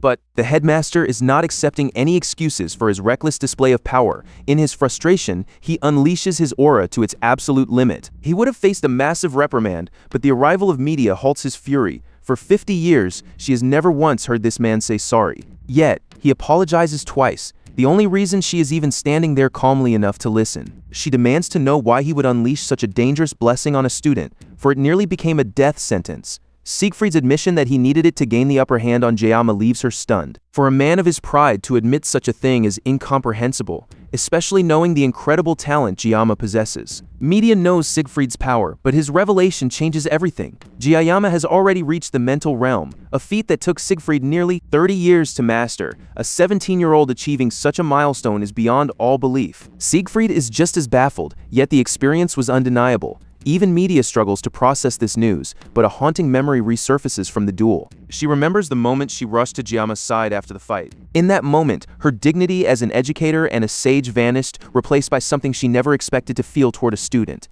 It was pure, chilling fear, a sensation so primal it felt like she cannot explain why a mere student would inspire such an eerie sensation, but it only makes Siegfried's impossible claim feel more real. Driven by this new certainty, she turns to Siegfried to ask her question directly. Siegfried loses his temper, lashing out that no matter Jayama's innate talent, he could never compare to the legend. He even blames his lack of equipment for the duel's outcome. But media quickly calls him out for breaking his own rule about making excuses. Her mockery infuriates him, driving him to try and activate his sword spirit's blessing in a rage. A sharp slap from media is the only thing that snaps him back to reality. Meanwhile, Jayama wakes from a dream of the fight, realizing that the mental realm is a space only achieved through true weapon mastery. Even the hero, Leon, required years of training to reach this state. Yet, Jayama achieved it instantly, perhaps because he has honed his focus with a sashimi knife for over 20 years. As his past life and current reality intertwine, he realizes that running from the plot only makes things worse. Instead, he decides to face these challenges step by step. Control is finally his. Rising from his bed, Jayama slowly uncovers his humble sashimi knife. He concentrates deeply, attempting to re-enter the mental realm, but suddenly, the mental realm shatters as a massive hand reaches through the void. A single finger descends, touching his shoulder, and snapping him back to reality while flooding his hands with overwhelming aura. The power is too much. The simple blade cannot hold it and disintegrates into nothing. Meanwhile, in a dimly lit room, the Academy's elders are locked in a heated debate. One elder seeks to investigate Jayama, suspecting the student might actually be the true hero candidate. The others resist, insisting Leon holds that title, but the elder argues that Leon's blessing is weak. Instead, he points to Jayama's proven power, the strength he displayed when he took down the genius twins. Media is using student protection as a shield to hide the truth, but her actions have only fueled suspicion among the Academy's elite. Therefore, they feel the need to investigate, and with media's position as director weakening the elders' influence, their power is slipping away every day. A new hero would only cement that shift, so they need a common enemy to restore their fading prestige. Consequently, they decide that any hero threatening the Demon King must be. The elders unanimously agree that King Jayama must be eliminated to ensure their own survival. The decree is set, Jayama is to be hunted and removed, but for him, a much more immediate crisis is unfolding. He finds himself staring down Volander, the veteran blacksmith who is currently backing away in pure terror. Jayama had hoped the Murasame would be his way out of his limitations, but instead, Volander has somehow transformed his only hope of a real blade into a mere sashimi knife, and it has plummeted from B rank to a pathetic E rank. Even after 30 years of smithing, Volander is baffled by the metal, which seems to actively resist being forged. He barely managed to shape the metal before he managed to give it a shape, but only because a lesser blacksmith would have ended up with nothing but a useless lump of scrap. Even with Jayama's experience, the craftsmanship is impressive, but the hardness is stuck at E rank, meaning it will only become useful if it's reinforced. Volander promises to fix the weapon for free if Jayama finds the materials. However, Jayama is skeptical about the cost of such a task.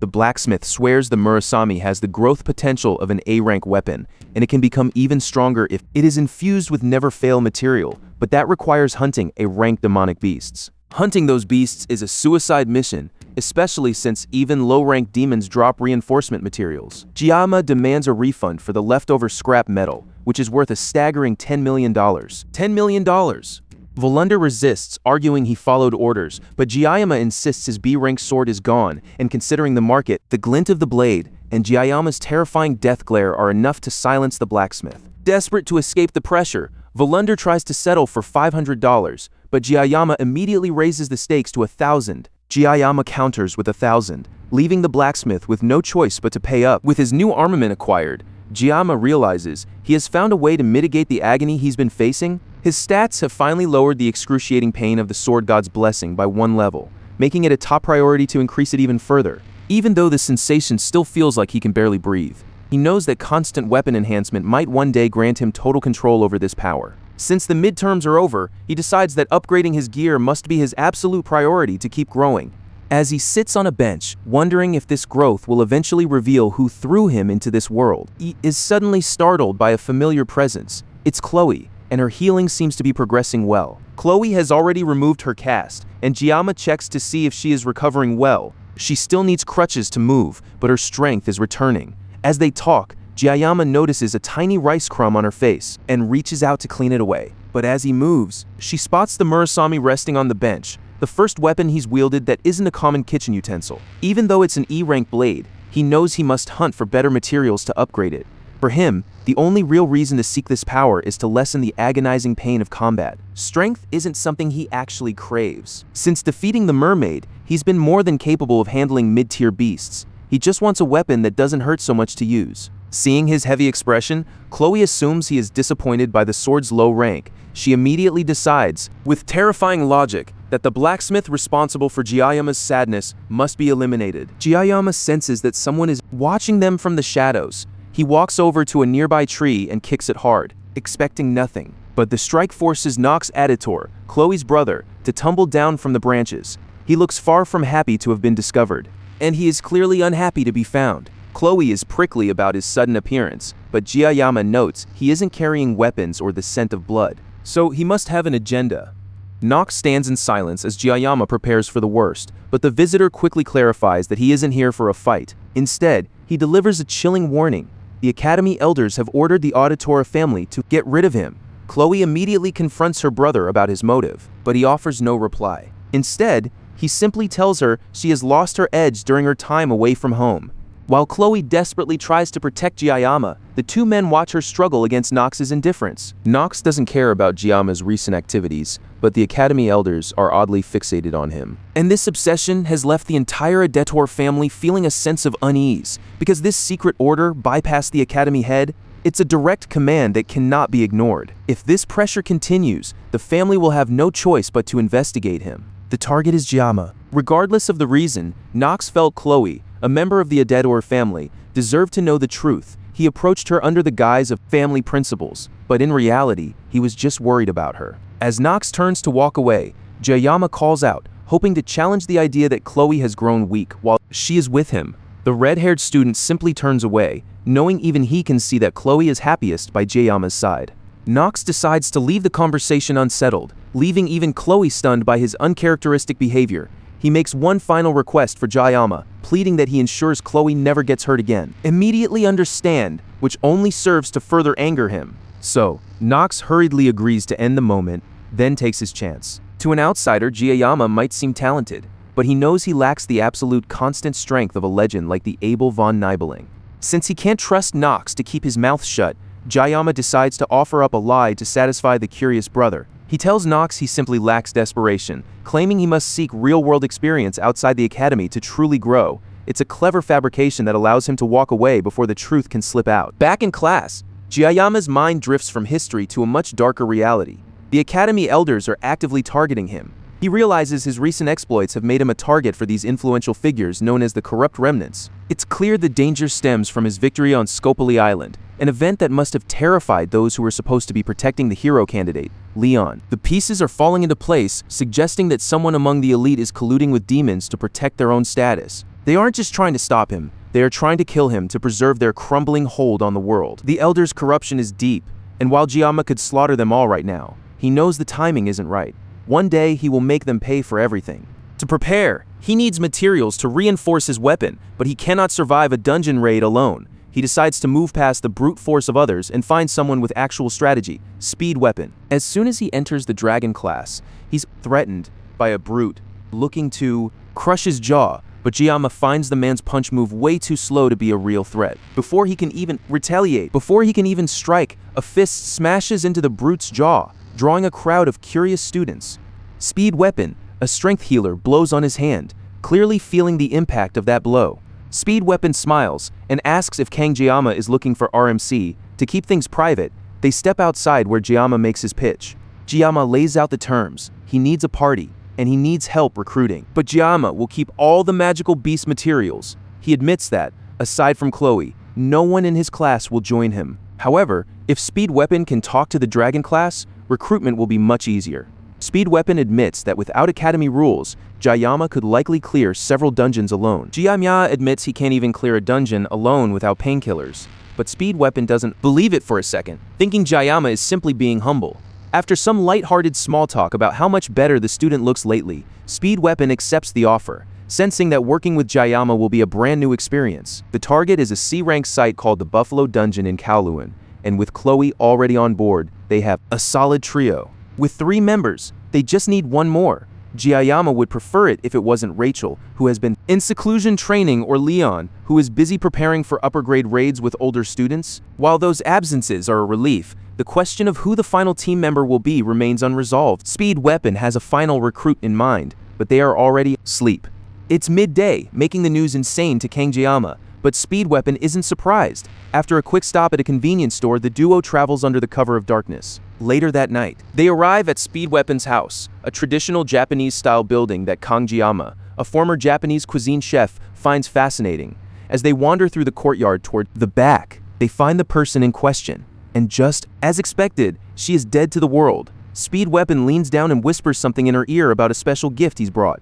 Kangjayama has no idea what he's referring to, but the mysterious word seems to wake her immediately. And without wasting a beat, suddenly a blur streaks toward Kangjayama and snatches the bag from his hand, causing her to spin midair and land. Directly on top of him, Jayama sits in shock as Saki Ryozo, a top-tier ranged DPS, begins snacking on his treats. Even while pinning him down, the girl demands to know if he has any more yangyang, a sweet bean paste dessert. Thinking of his past life, Jayama remembers how he sought escape from the grind through gacha games. He spent a fortune praying for luck, only to be betrayed by the randomness of the game's mechanics and the cruel whims of Abel von Niebeling. Saki Ryozo surprises them, and just like any other unlucky gambler, he learned that the odds will never be on your side, leaving him with nothing but disappointment as rare characters remain out of reach. This world is built around Leon and a roster of powerful heroines, but in the game, these heroines often faded away, overshadowed by the main plot. Even the most sought-after 5-star characters were lost to the RNG. Even in his past life, Jayama was a sucker for Abel's charm, spending a fortune to chase past life. Saki Ryozo unceremoniously lands on his chest, demanding her favorite snack. When he fails to respond, she turns on him, calling him foolish. Jayama recalls the game's Saki Ryozo is a top-tier ranged DPS with incredible skill, but she's far from the main plot. Therefore, recruiting her won't disrupt the story. It's a perfect move for Jayama. Securing her might be a winning move for Jayama, if Speed Weapon, right from his hand. He finally gets to the point. He's forming a team for the Buffalo Dungeon raid happening in 1 week. Ryozo stares at him, her eyes filled with steps closer, asking if he's the same guy who fought the upperclassmen in subspace training. Jayama says nothing, and as the tension builds, Ryozo realizes that while the dungeon affects their grades, Jayama seems to lack the drive she needs. Even half asleep, she makes her stance clear. She won't work with someone who seems so unmotivated. Speed Weapon tries to defend Jayama by mentioning his recent fight, but Saki Ryozo remains unconvinced. Speed Weapon nearly slips up by mentioning the midterm mermaid incident, but quickly deflects it by pointing out Ryozo's own obvious crush on Yangang. Jayama watches the argument with indifference. He has no interest in begging for someone who could be both greedy and rude. Deciding he's had enough, he tells Speed Weapon to follow him, leaving her behind. Ryozo coldly questions if the dungeon raid is unimportant, prompting a tense stare-down between the two as Jayama reaches for a knife, tucked into his belt, and hurls it at her target without even looking. The blade hits dead center, and before she can even react, he throws another knife that pins the first one through its handle.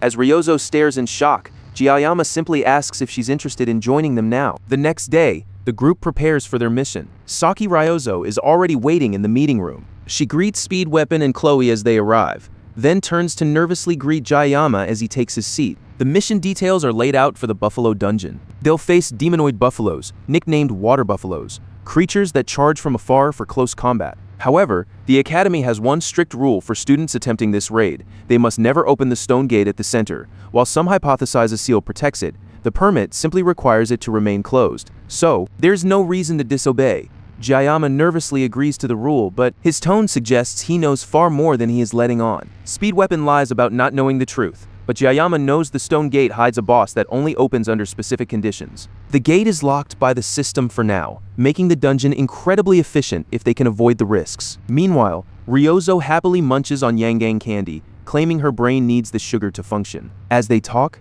Jayama senses an ominous presence looming over them, looming near. The group, hidden watchers, are waiting, ready to emerge when the moment is right. Later that day, the party begins their journey to Gamodo Chirwan, the location of the dungeon. Jayama finds himself organizing this very group, despite his own past reluctance to return to this city. A checkpoint, where the driver must prove they are academy students to pass through the civilian restrictions of the dungeon zone. Jayama can't shake the feeling that the academy elders are watching him, and that this trip carries a dark omen. Speed Weapon pulls him out of his thoughts by offering some eggs, asking if the upcoming dungeon trip is making him nervous. He then turns to Saki Ryozo to offer her some as well. She simply ignores the group, yet Jayama feels her heavy gaze on him. Even Saki Ryozo's silent gaze feels heavy, though she otherwise stares out the window without a word. The bus finally arrives at the dungeon. Site. Speed Weapon notices Jayama's heavy luggage, only to find it's just a bag full of kitchen knives. With Chloe stepping up to take point, the group walks confidently toward their destination. Just like at the dungeon border, the guards must confirm they are actually from Houken Academy before making the 4 students sign the visitor log. A curious guard watches Kang Jayama sign the log, but Speed Weapon pulls him away before he can interject. Then, the massive mechanical doors groan open, inviting them into the unknown. Jayama glances back one last time as the heavy doors seal them inside. The guard remains outside, watching the group vanish into the darkness of the dungeon. Inside, the walls are covered in colorful signatures and drawings, making the deadly dungeon feel strangely like a tourist attraction. A sudden tug on his arm breaks his gaze. Saki Ryozo approaches him, looking exhausted and breathless. She asks for something sweet to soothe her fatigue, though candy isn't quite what she needs. Their banter is abruptly severed when Chloe spots movement in the distance. Speed Weapon quickly prepares to buff the party as a sudden threat emerges, and Saki draws her weapon, ready to strike. Jayama notices Saki Ryozo's weapon is the S-grade Crimson Bow. With such a powerhouse, the dungeon should be easy, but he wonders if he can actually rely on Ryozo, especially since she's busy snacking right as a horde of monsters comes barreling into the cave. Chloe rushes the enemy with dual crossbows, leaping into the air to fire 2 precise shots that catch the monsters right in the eye, knocking them back. The fallen foes aren't the only concern though, as the others rush straight toward Chloe. The red-haired girl prepares to draw her sword as Speed Weapon calls for a retreat, but Ryozo is even faster, launching 3 arrows at the oncoming threat, taking out 3 monsters before they can reach Chloe. Jayama is impressed, but he worries about her accidentally breaking the horns he needs for weapon enhancement. Regardless, her pure power makes her an unstoppable DPS. The party pushes deeper into the dark, unaware that one monster that didn't fully die is still lurking. A monster suddenly lunges straight at Ryozo before she can react. She tries to strike back, but Kang Jayama arrives just in time to catch her fall and slice the beast before it can reach her.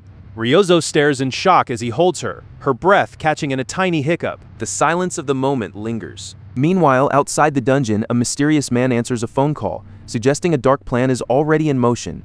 With the immediate threats gone, the group begins to settle. Kang Jayama begins gathering buffalo horns for his weapon reinforcement.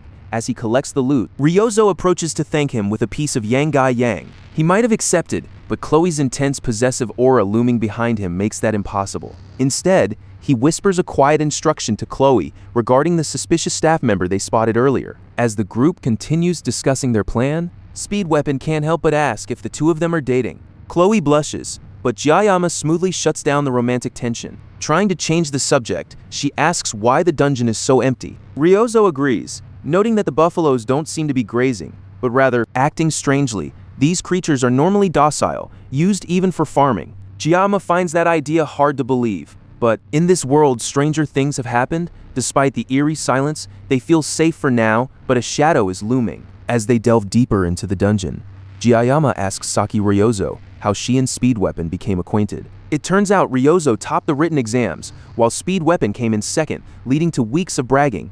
This connection explains why even a player like Jayama didn't realize that Speed Weapon's loud personality stemmed from his lineage. Speed Weapon's family is a branch of the Changsong clan, whereas Rachel comes from the main branch. Because of this, they are distant relatives, though Jayama knows now is no time for family trees. Speed Weapon tries to lighten the mood, assuring Jayama that he's the truly impressive one and doesn't need to worry about him. He even suggests Jayama could one day join the Seven Heroes, a sentiment Chloe shares, but Ryozo remains silent. Instead, she simply walks away from the group, declaring her hatred for the Seven Heroes. The group is too unsettled by the tension to linger on Ryozo's departure. For now, they only need to focus on the mission. To clear this dungeon, they must reach 20 kills. As they advance, Kang Jayama notices something unsettling. Speed Weapon and Chloe call out to him, snapping him out of his thoughts. Meanwhile, outside the dungeon, an academy instructor speaks to a mysterious contact. He claims Jayama's group should have already been intercepted by the enraged buffaloes.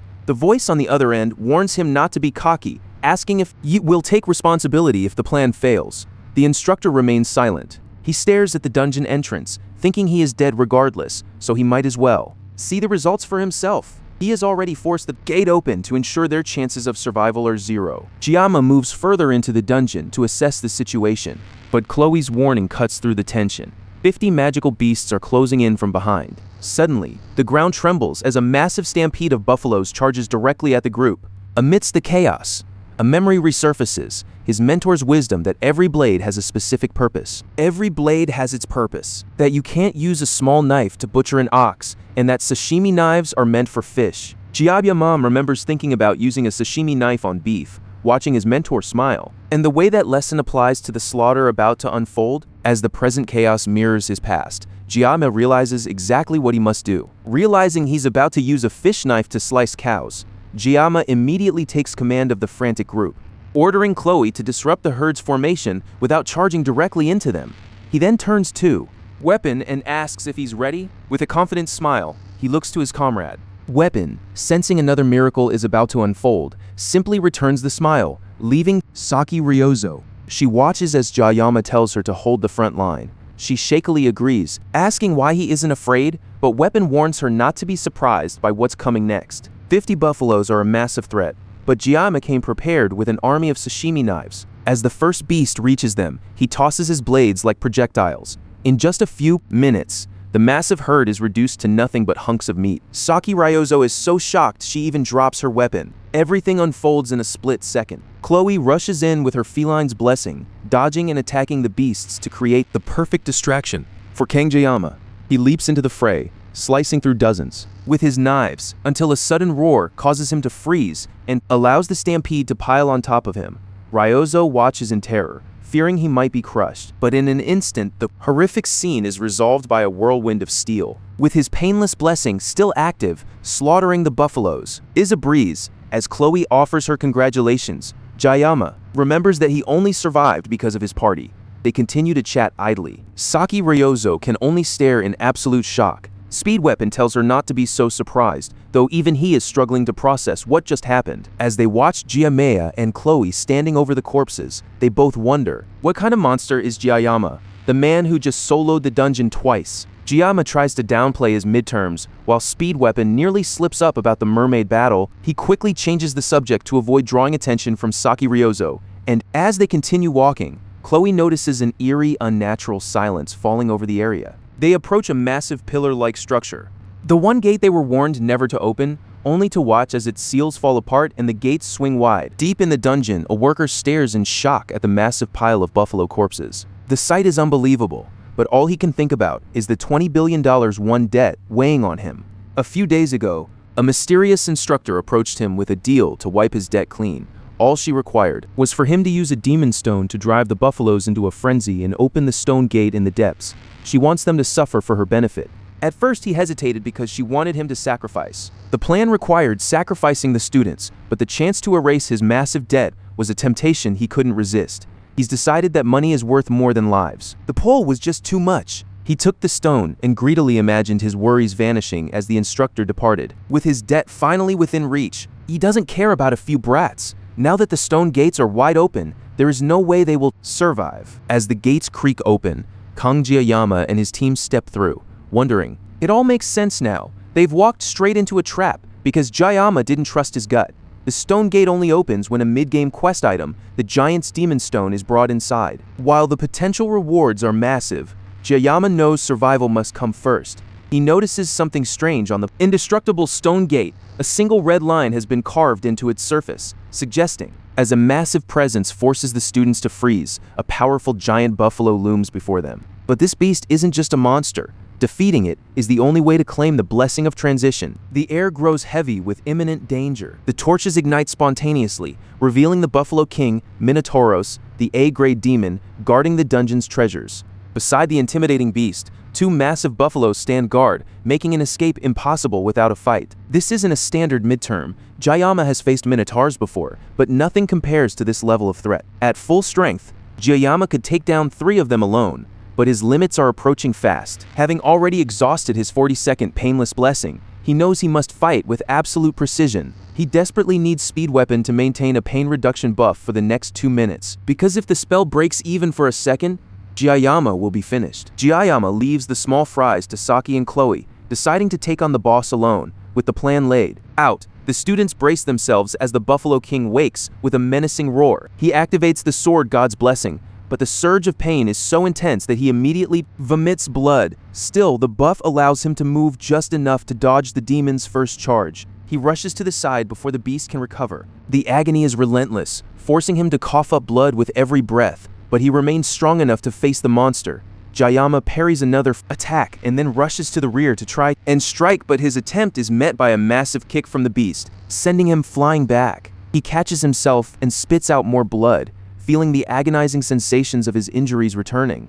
The painless protection is gone, and every nerve in his body is now screaming in pain. Embracing the Sword God's blessing brings a strange sense of freedom as Kanjiyama rushes forward, dodging the Buffalo King's massive axe with blinding speed. The beast swings its heavy weapon with fury, bringing it down in a devastating arc that cuts through the air. Right over Jayama's head, a momentary pause. As the smoke clears, Jayama is seen resting peacefully on top of the Minotaur's axe, looking completely unscathed. Saki Ryozo watches in pure disbelief, unable to grasp how a human could achieve such insane velocity. She struggles to focus on her own battle, knowing that theory and the reality of such combat sense are worlds apart. Saki Ryozo fires an arrow directly into the buffalo's eye, driving the beast into a murderous rage as it faces certain death, yet Kanjiyama maintains an unshakable focus. Watching him, Ryozo is reminded of the legendary Siegfried, the Abel von Nibelung. She quickly pulls back her bow to target the charging bull. With a single powerful shot, the monster's head is blown off, and as she turns back to Kanjiyama, Ryozo recalls rumors of a special student whose aura rivals that of Siegfried. Meanwhile, the Buffalo King rages at the display of power, attempting to crush Kanjiyama with a massive blow. Punch. Instead, Kanjiyama cleanly dodges the punch and slices open the monster's arm. Nearby, Chloe also manages to take down her buffalo and wipes the blood from her face. Although still inexperienced against demonoids, she knows that the more human-like they are, the more dangerous they become. Because the Buffalo King is acting so human, its power has become terrifyingly immense. The monster roars, clutching its wound as it prepares. A devastating spell. As Speed Weapon plays his flute with desperate hope, the monster fuses its axe to its remaining arm, readying a killing blow, and swings it down. Who is already coughing up blood from the strain. Jayama raises the Murasami to block, releasing a massive explosion of energy that threatens to consume everything. Kanjiyama tries to slice through the dense magic, but he can't dodge the attack without leaving his teammates exposed to the brunt of it. The Buffalo King continues To push on with its assault, slowly driving Jayama back until it looks like he's about to be taken out by the sheer force of the blow. Suddenly, an arrow shoots straight into the monster's eyes. Jayama looks up to see Saki Ryozo shouting at him to stop zoning out and finish the fight. After a momentary pause, Jayama's eyes snap open, radiating a brand new power. Slowly, the axe begins to glow with a brilliant blue light, a shimmering aura strikingly similar to Siegfried's legendary blade. With that surge, Jayama pushes through the magic and slices the monster clean through. He cuts through the mighty, splitting the beast in two, leaving his teammates in shock as the once terrifying beast falls to the ground in 2 massive chunks. As the adrenaline fades, Kanjiyama gazes up at the ceiling, stunned that he actually survived the strike. Saki Ryozo stares in disbelief, finally seeing why Speed Weapon placed such high hopes in him.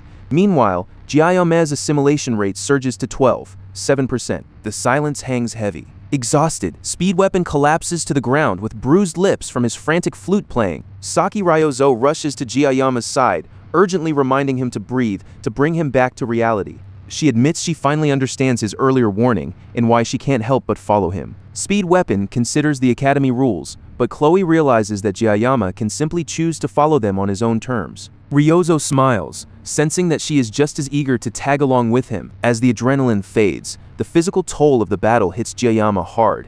Even with the help of Speed Weapon's blessing, his wounds are grave, and a frantic Chloe rushes to his side to check on him. He tries to calm her down, but her weight only adds pressure to his agonizing injuries. She pulls back, blushing, while he begins to question his life choices. Suddenly a status window flickers into view. He has acquired a new spirit rank blessing. The blessing of transition allows him to transfer a blessing to another person or object through direct physical contact. Kang Jiayama decides to make the best of his new spirit rank blessing, but a sudden movement catches his eye. He spots a figure watching them through the newly opened stone doors. He subtly checks in with Chloe regarding a favor, and she moves with lethal intent. In a flash, Chloe crashes into the intruder before he can flee, driving a knife into the man's thigh to immobilize him. While Speed Weapon and Ryozo watch in confusion, Jiayama approaches the victim. He calmly explains to the confused man that Chloe is simply fulfilling a request. The man plays innocent, but the truth is staring them in the face. This man was responsible for the Buffalo Stampede and the opened gates. It's a suspicious coincidence that he appeared right as the chaos unfolded. With no surveillance cameras in the dungeon, his timely arrival feels far too deliberate. It's clear he was targeting them, yet his motive remains a mystery. Ryozo quickly realizes this man couldn't have planned this entire trap alone. Chloe and Kang Jiayama threaten the man with death, until he finally caves and admits that an academy instructor approached him a few days ago. She offered to clear his gambling debts if he helped eliminate the students.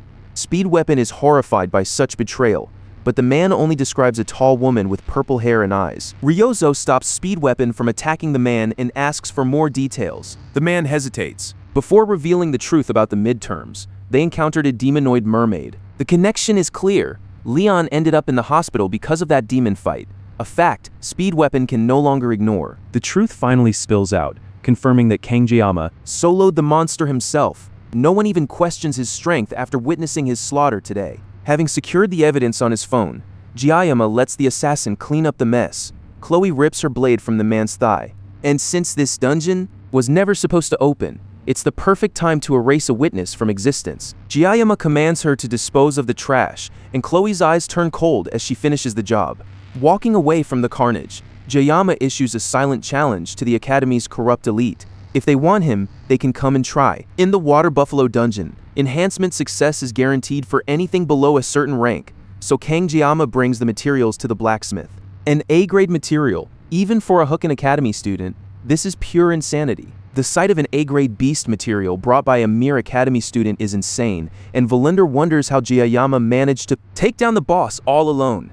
Jiayama humbly credits his team, but then drops the battered Murasame on the table, leaving the blacksmith appalled that Jiayama could wreck. The E-rank sword he worked so hard on, one cold glare from Jiayama, is enough to silence the blacksmith's protests. With the job done, Jiayama turns around and walks off, leaving the sword to be fixed.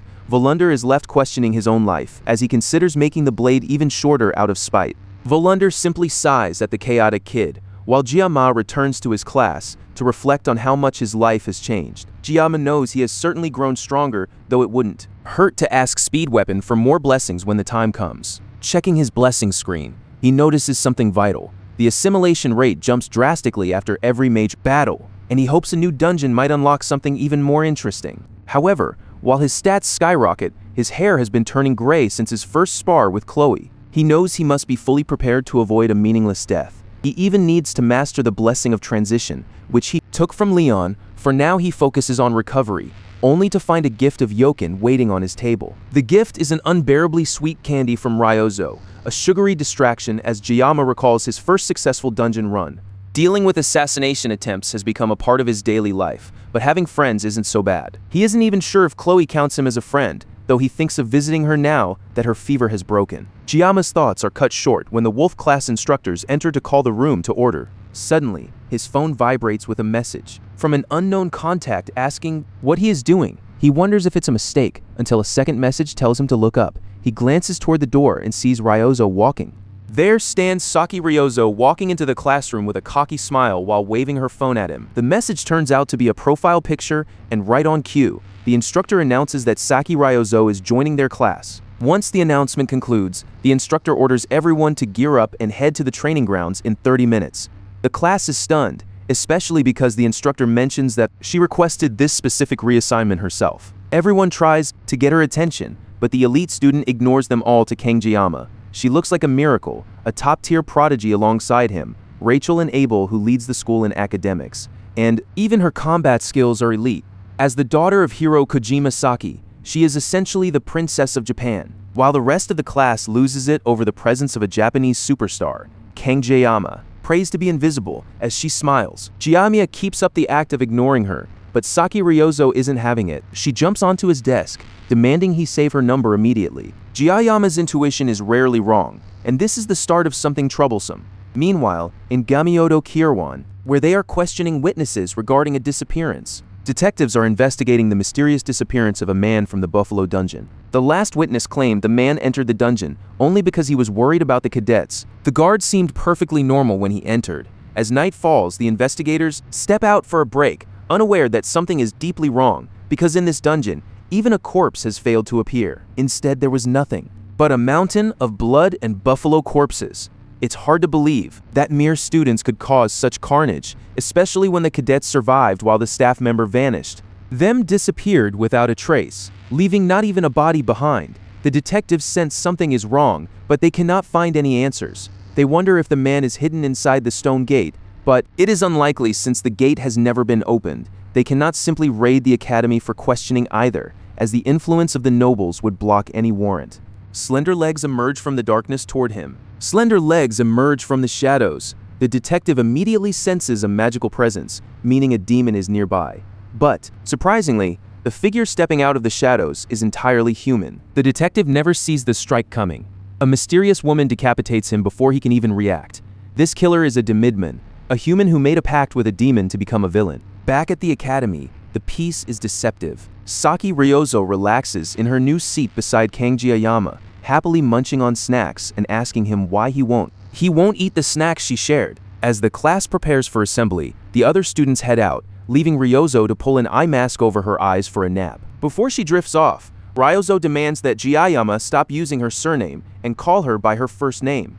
In her culture, she explains, that's how close friends greet each other, but Jiayama tries to mention Speed Weapon's casual attitude. She simply brushes him off, telling him to focus on his training before she returns to sleep. Meanwhile, in the Dragon class, Rachel Demora, a student from the niece of the Spear Saint clan, notices the unusual noise. She turns to Abel von Nabeling to discuss Ryozo's sudden transfer out of their class. It is highly irregular for a student like Ryozo, known only for sleeping through every single lesson, to put in any effort. Abel seems indifferent, but Rachel senses a deeper tension and keeps pushing, realizing Ryozo's recent actions have clearly bothered the heroine. Rachel keeps teasing Abel about her crush on Jiayama. Watching her friend's cheeks flush red, Abel denies any feelings, insisting there is absolutely nothing between them. Rachel suggests that while nothing may be happening now, it could happen later, before telling Abel that lying to oneself is a bad look. Abel freezes at the blunt truth. As Rachel leaves her to think, Abel's mind drifts back to a recent conversation with her grandfather. She recalls the surprise of his news. He announced he would be joining the school's faculty. A move Abel initially feared was just to keep a close eye on her. She already deals with enough unwanted attention, but Siegfried clarifies his true purpose. He claims he is joining the staff to look after the first-year students, yet a sharp glint in his eyes suggests another motive entirely. Kangjiyama is a prodigy who has risen through noble society using nothing but his sheer strength alone. His talent defies all logic, and though he was once just a scrawny kid sneaking around, he has evolved into something far beyond the hero candidate, Leon Reinhardt. Even as he walks a clear path toward heroism, Jiayama never boasts or shows off his incredible achievements. He moves forward so quietly that if he were ever cocky, Abel would dislike him. Instead, she can only acknowledge his strength, feeling a sting of jealousy that Siegfried recognizes his talent. A mocking stare from Rachel Demora breaks Abel out of her thoughts, causing her to frantically deny any feelings for Jiayama. As Rachel teases her about the lack of competition, the scene shifts back to a lecture where the professor explains the ranking of spiritual blessings. Saki Ryozo jolts awake mid-lesson before falling back into a deep sleep.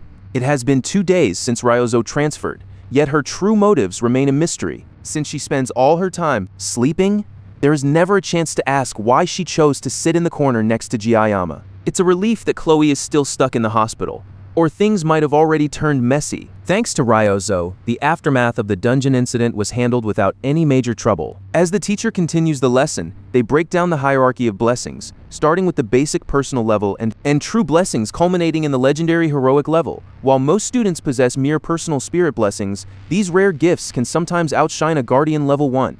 And Jayama just happened to acquire a spirit level blessing, Transition.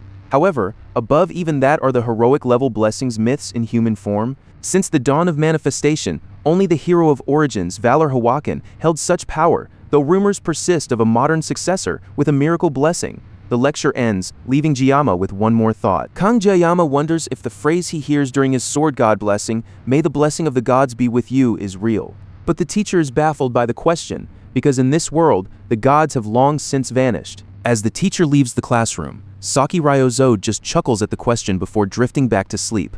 With nothing else to do, Jayama decides to take a nap as well. However, as his consciousness fades, a massive message begins to manifest before him. A large message informing him that the GM has requested a conversation with him. Suddenly, he is pulled into an abstract void of floating scrap, where the GM asks if he is willing to meet. World. Jayama is warned that the dimensional gap is too large, and his level is far too low for this encounter. He hasn't even met the requirements for his new mysterious trait, making the decision to proceed a terrifying gamble. He accepts, and the reality around him shatters as the world's code begins to rewrite itself. Jayama feels himself closing in on the truth, inch by inch, but a hand bursts through the void, grabbing his shoulder and dragging him back from the darkness. The system detects external interference, forcibly cutting off the conversation with the GM before Jayama can reach out to hold on. A final message echoes through the void. He must cut and sever no matter what, and may the gods bless him. The silence of the real world rushes back as Saki Ryozo screams his name, waking him from the trance. Her constant lecturing dies in her throat.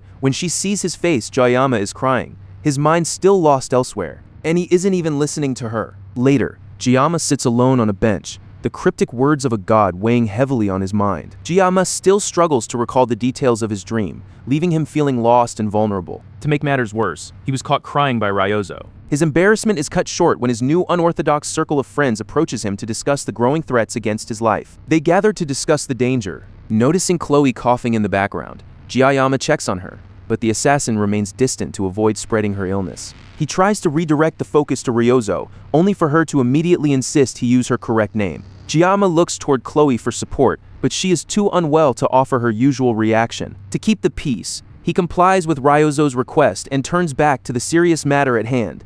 Despite knowing the Academy elders are targeting him and having a description of a suspicious instructor, the group's next move remains uncertain. A breakthrough comes when Ryozo scans the Academy's security system and finds a match for the instructor.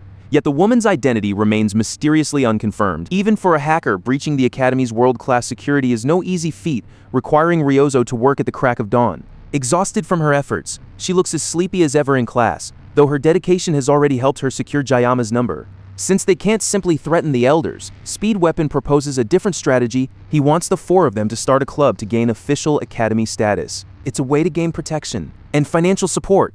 This system was a core mechanic in the game Jayama used to play, allowing players to decorate personal spaces and boost character affection. It was known as the housing system, something Jayama always ignored, but now it might be his greatest asset in this reality. The group agrees, and just like that, the travel club is officially born. Now they face a hurdle. They must find a professor-level advisor before exams begin next week to make it official. Chloe suggests a popular, kind professor from the Blessing Studies class, though his busy schedule makes him unlikely to agree. In an academy of 500 staff, finding the right mentor is a daunting task. When asked for a mentor, Kang Jayama has someone specific in mind who exists far above the professor rank. He reveals a name so powerful that the group can hardly believe he's serious about seeking their help. But to make the club official, the president must present the paperwork in person. As the designated leader of the new group, Kang Jayama prepares personally deliver the application to the administrative building. However, the clerk handling the documents immediately doubts his capability, looking down on him simply because of his status as a special admission student. Jayama tries to ignore the clerk's condescending attitude, asking her to just process the application. But the woman towers over him, stating that a club requires a faculty advisor. From what she can see, Jayama doesn't have a professor willing to lead his group. Her thoughts are transparent. Because he is a special admission student, he is a lost cause. She assumes no professor would ever touch a club founded by someone of his background, Jayama's goodwill for this academy is rapidly evaporating. Having worked 20 years in service, he's used to disgusting people, and although staying quiet is usually his best option, he's starting to think he'd rather land a solid punch on her face. Instead, Jayama pulls out his phone and calls a contact who can settle this. The clerk screams about his disrespect, but the person on the other end says they are nearly there. The woman continues to berate him for his insolence, ignoring Jayama's warning that his guest is on the way. As she boasts about her connection to the headmaster and her power to have him removed, the large woman fails to notice that her own co-workers are bowing in fear. Jayama only snickers at her hollow threats before leaning in. The clerk's face twists into a hideous, unhinged expression as Jayama's words push her over the edge. Suddenly, bursts open in a shock to everyone present. From the busted doorframe, the furious headmistress Media strides into the office, and Jayama introduces her as his club advisor, receiving a warm smile from her in return.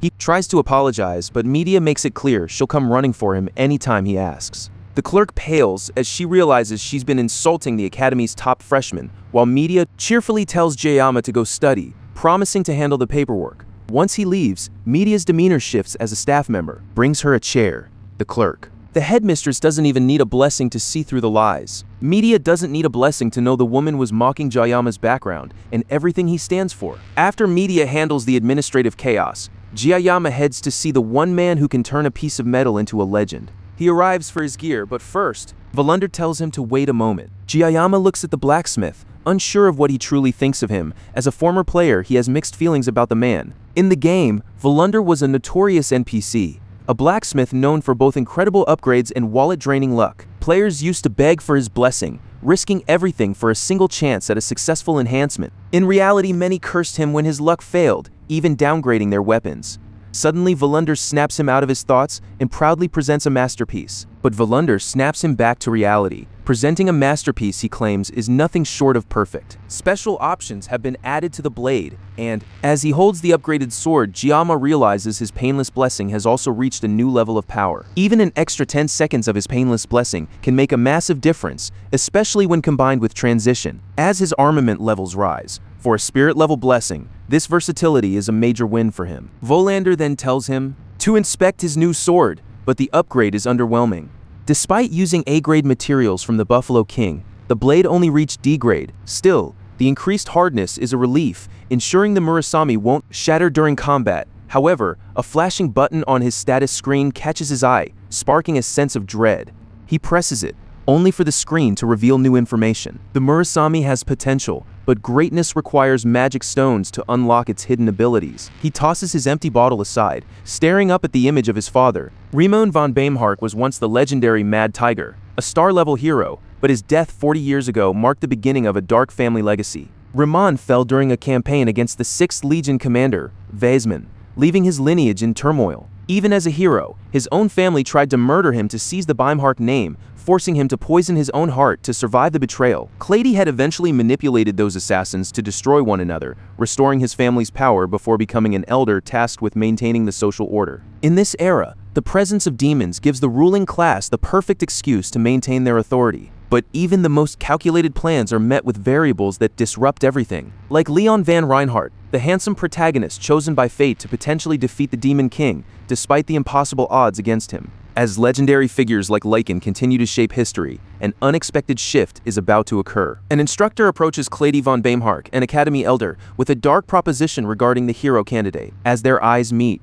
the power dynamic shifts, revealing her true nature. She is a traitor who has abandoned humanity to strike a deal with a villainous Legion commander. With the hero Leon already complicating matters, Jayama's presence is becoming a massive liability, much more dangerous for the conspirators, especially as Jayama's presence grows into a massive liability. Even the Auditora family seems hesitant to act, claiming they lack the justification to move against him. Meanwhile, during class, Jayama ignores the lecture to scribble notes about his sword's desperate need for magic stones. Magic stones are the ultimate jackpot for a weapon, providing slots for powerful special abilities. However, they only drop from high-ranked demonoids, meaning Jayama is destined to hunt monsters to get stronger. He glances at Saki Ryozo, who is sleeping soundly, while reflecting on how his club has already spent a week clearing dungeons. He learns that a magic stone needed to enter the Buffalo King's territory is already missing. In this world, even the colossal gigants creatures that can shake the earth are just the beginning of the natural disasters to come. Chloe enters the classroom, visibly annoyed that Saki Ryozo is sleeping in her preferred seat. The assassin confirms she's recovered, but Jayama warns her not to discuss the aura, the overwhelming blue light that nearly broke his weapon. Because the plot is distorting, Jayama finds himself abandoning any hope for a peaceful life in favor of pure survival. A month at the academy has passed, and the looming shadow of the Second World War in 3 years weighs heavily on his mind.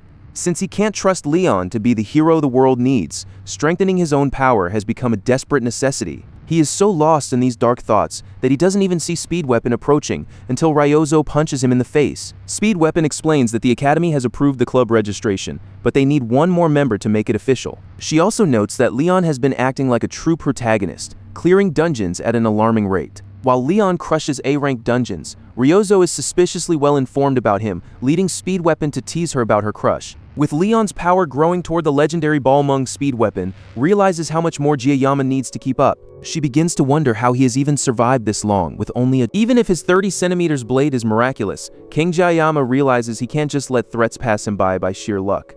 He refuses to play the part of a flawless hero. If survival is on the line, he will swing his blade without hesitation. He mutters a vow to cut down anything in his way, only to be interrupted by Saki Ryozo, who thinks he's quoting an anime. Meanwhile, elsewhere in the academy halls, a group of dangerous figures follows a maid through the shadows. The group is becoming so well known that they might as well declare themselves a legitimate assassination group. Their leader, a woman with short silver hair, and warns her subordinates to shut up before she pulls their teeth out. The thugs explain that despite their boss's hatred for elites, the payout for this job is too massive to ignore. They enter the office of the academy elder, accompanied by Zhang Taipeng, the deputy leader, Pari, a grunt worker, and the boss herself, Rui Shen, all members of the villainous Undertaker Syndicate. The elder wastes no time, presenting them with a package to inspect. The target is none other than Kang Jayama, and the elder orders him to be dealt with during the upcoming Survival Island training. If they succeed in the hit, a massive bonus awaits them. Rui asks how the job should be finalized, and the elder coldly suggests dumping him into the ocean to be eaten by sharks. Ignoring the death sentence, Jayama prepares for his written exams by munching on a sandwich. He cannot afford to lag behind, as the top students are his direct competition.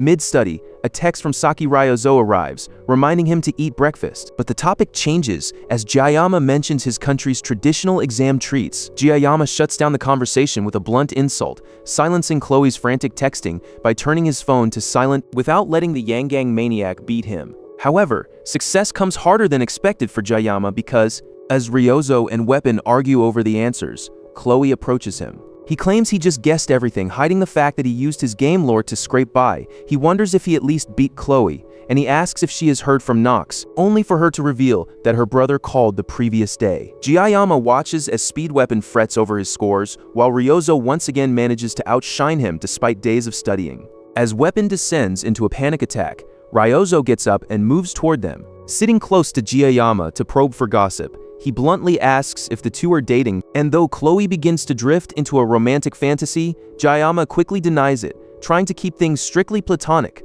He insists it's nothing more than a misunderstanding. But Chloe only leans in closer, questioning why he keeps ignoring her texts if he isn't tied to someone special. Saki Ryozo's teasing leads to a chilling response, as Jayama turns to see Chloe in a terrifying yandere-fueled rage. The assassin's eyes fixate on the pair as she calmly, yet intensely demands to know why they have been texting. While Ryozo finds the jealousy amusing and pokes the fire, Jayama warns her to back off before things get truly dangerous for them. Ryozo, clearly aware of the source of the tension, continues to tease him, despite the obvious warning. She seems to have no idea that she's poking a sleeping monster, unaware of how volatile Chloe has become.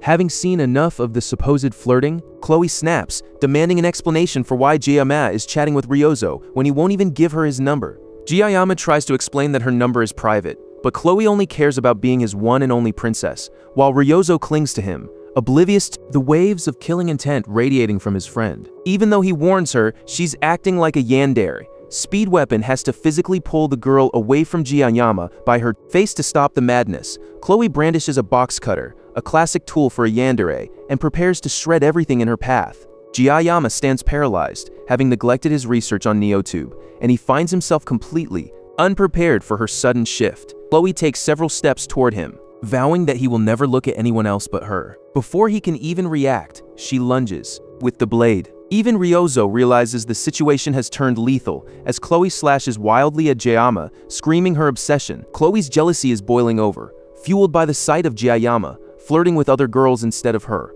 This time, the box cutter misses Jayama entirely and heads straight for an unsuspecting Saki Ryozo. Jayama is fast enough to deflect her hand before it can reach the girl. To stop the chaos, he pins Chloe to the table, throwing his weight over her. Speed Weapon and Ryozo watch the scene in shock as Jayama desperately tries to calm her down, even while held down. Particularly annoyed by the sudden intimacy, even while held down, tries to get her to listen.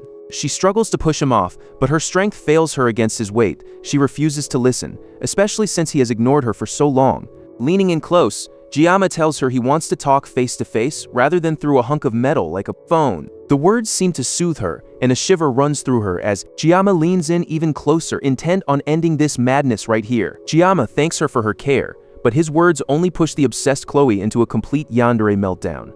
He quickly uses their shared history in the Buffalo Dungeon to calm her down, creating a moment of stability. With Chloe finally subdued, Jayama seizes the chance to escape the tension. While Speed Weapon checks on him, Ryozo remains silent and visibly disappointed. Jayama suggests they all clean up and head out, leaving the room as Ryozo follows suit. Later, Speed Weapon and Ryozo walk back toward the dorms, both still thinking about Jayama. They've noticed that whenever it comes to talking about him, Chloe's presence carries a certain murderous aura. It's obvious Chloe's love for Jayama is twisted, but what's truly shocking is the way he uses his sashimi knife as a silent backup to his gentle words. He knows exactly when to trade persuasion for violence. While that calculated ruthlessness might look villainous, Speed Weapon realizes it is actually the hallmark of a ruler.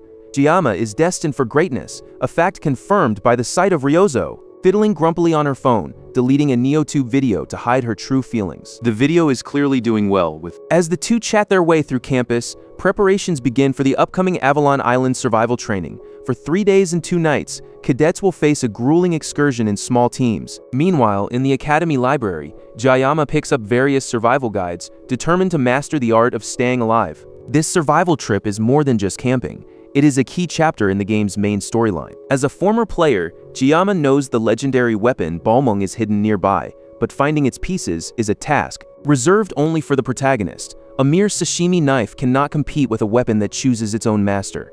Rather than chasing impossible legends, Jayama focuses on the immediate reality of surviving the island. Jayama searches the library shelves, looking for specific details on Avalon Island that basic survival guides can't provide. He opens a book that details the mystical history of the island, a place in the Western Sea where the very terrain shifts constantly, and the Queen's Lake sits at its center of beginnings. Even though the island is currently uninhabited, since the information he needs remains elusive, he realizes he might have to scour the entire library to find the truth. Suddenly, the blonde-haired protagonist, Leon Van Reinhardt, greets Jayama with a smile, drawing squeals of joy from the girls watching him from afar. But Jayama's attention is fixed on the book Leon is holding, an introduction to magic that the hero seems to be studying. Something feels off. The protagonist shouldn't be studying magic in the library right now. Leon Van Reinhardt takes a seat in front of him, asking what kind of books he is reading for the upcoming trip.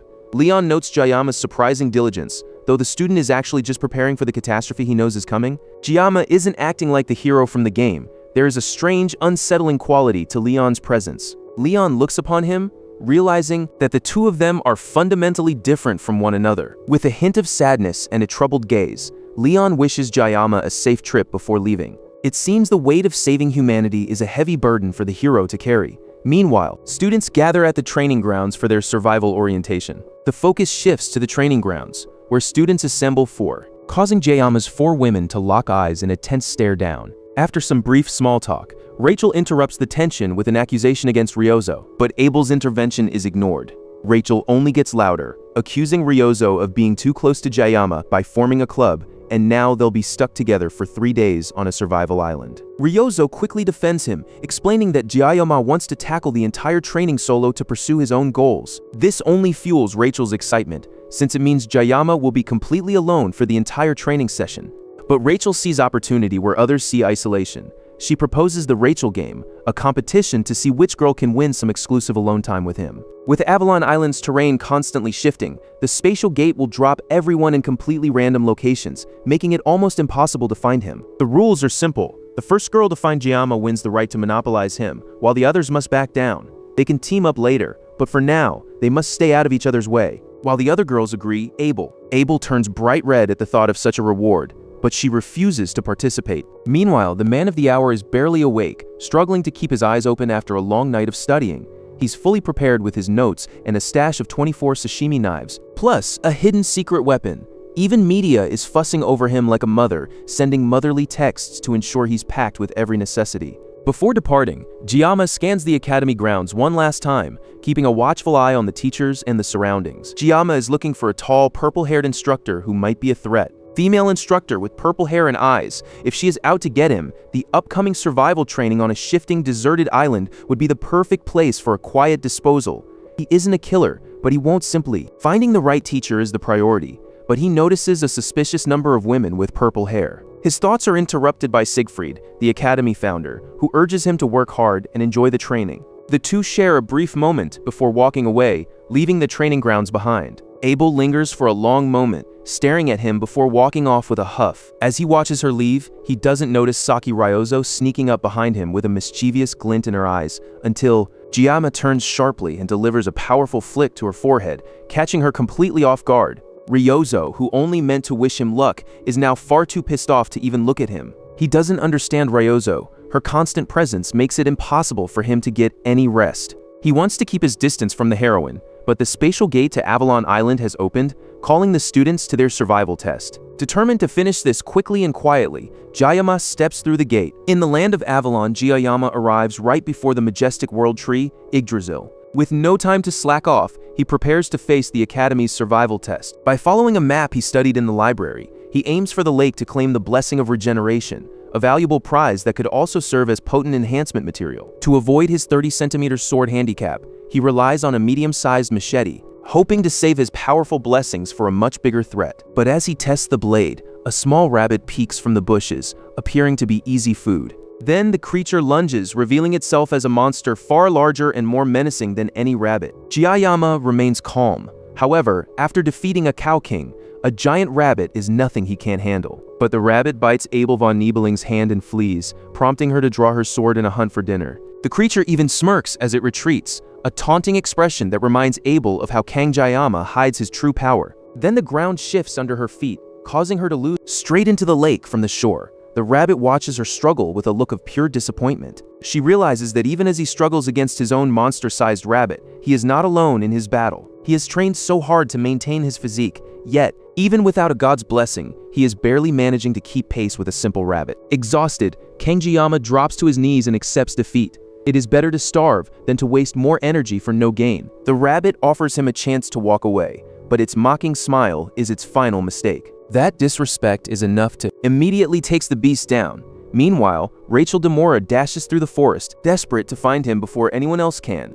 She has been circling the same area for far too long, but she refuses to be discouraged. After all, she was the one who created this game. She turns and runs in a new direction, hoping to save time by simply moving. Her loud shouts echo through the trees, even reaching Saki Ryozo on the other side of the island. Rachel is determined to find Jiyama, and refuses to be the loser in this game against everyone else. Having landed on Avalon Island's beach, she immediately begins adjusting her strategy for this unique environment. The only constant on this island is the world tree, and knowing Jiyama's preference to go Solo. Meanwhile, Chloe is also desperately searching for Jiyama. She dashes through the forest looking for him, obsessed with making sure he only has eyes for her. Seeing a distant figure, she picks up speed, hoping it's her prize. As one of the Academy's best scouts, she is confident she'll find him before anyone else can. Meanwhile, Jiyama rests by a campfire, roasting the rabbit he spent all day skinning, and turns his attention to a sound. Running through the trees, he fears it might be someone targeting him. He can't afford to let his guard down with so many enemies hunting him in the Academy. As the tension builds, Chloe suddenly surges towards her target. But it turns out the person approaching is Rachel, not Jiyama, and the two immediately descend into an argument. Each finds the other's constant presence irritating. Meanwhile, Jiyama barely avoids cutting Abel in half as she tumbles in front of him.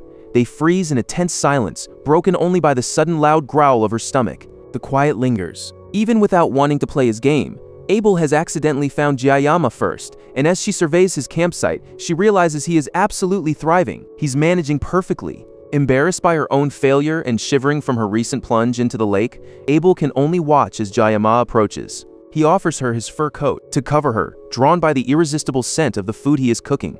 Even in this harsh survival test, she finds herself losing to him. The warmth of the coat helps calm her, despite the twisted ankle she suffered while chasing rabbits earlier. Kangjiyama immediately moves to bandage Abel's ankle to prevent any infection from setting in. Once her injuries are patched up, he asks why she's wandering alone, but she can't exactly mention the game Rachel proposed. But she can't possibly tell him. Instead, she claims she prefers being alone, revealing a sudden similarity between her and Jiayama. She decides to snap a quick photo of them, proving she found him first and winning the game for the group chat. Making sure everyone knows she won, Abel gazes blankly at her screen. Jiayama hands her some meat. It's awkward between them until Abel breaks the silence, asking how he became so strong. Jiayama doesn't have an answer. After all, most of his fights barely last for. Even when his battles are short, he possesses a power that has left the entire academy in awe. He credits this strength to his teacher, but Abel can relate, having spent 17 years learning the sword from her grandfather. She once felt she knew everything about swordsmanship until meeting Kangjiyama. She realizes there is still so much she needs to learn.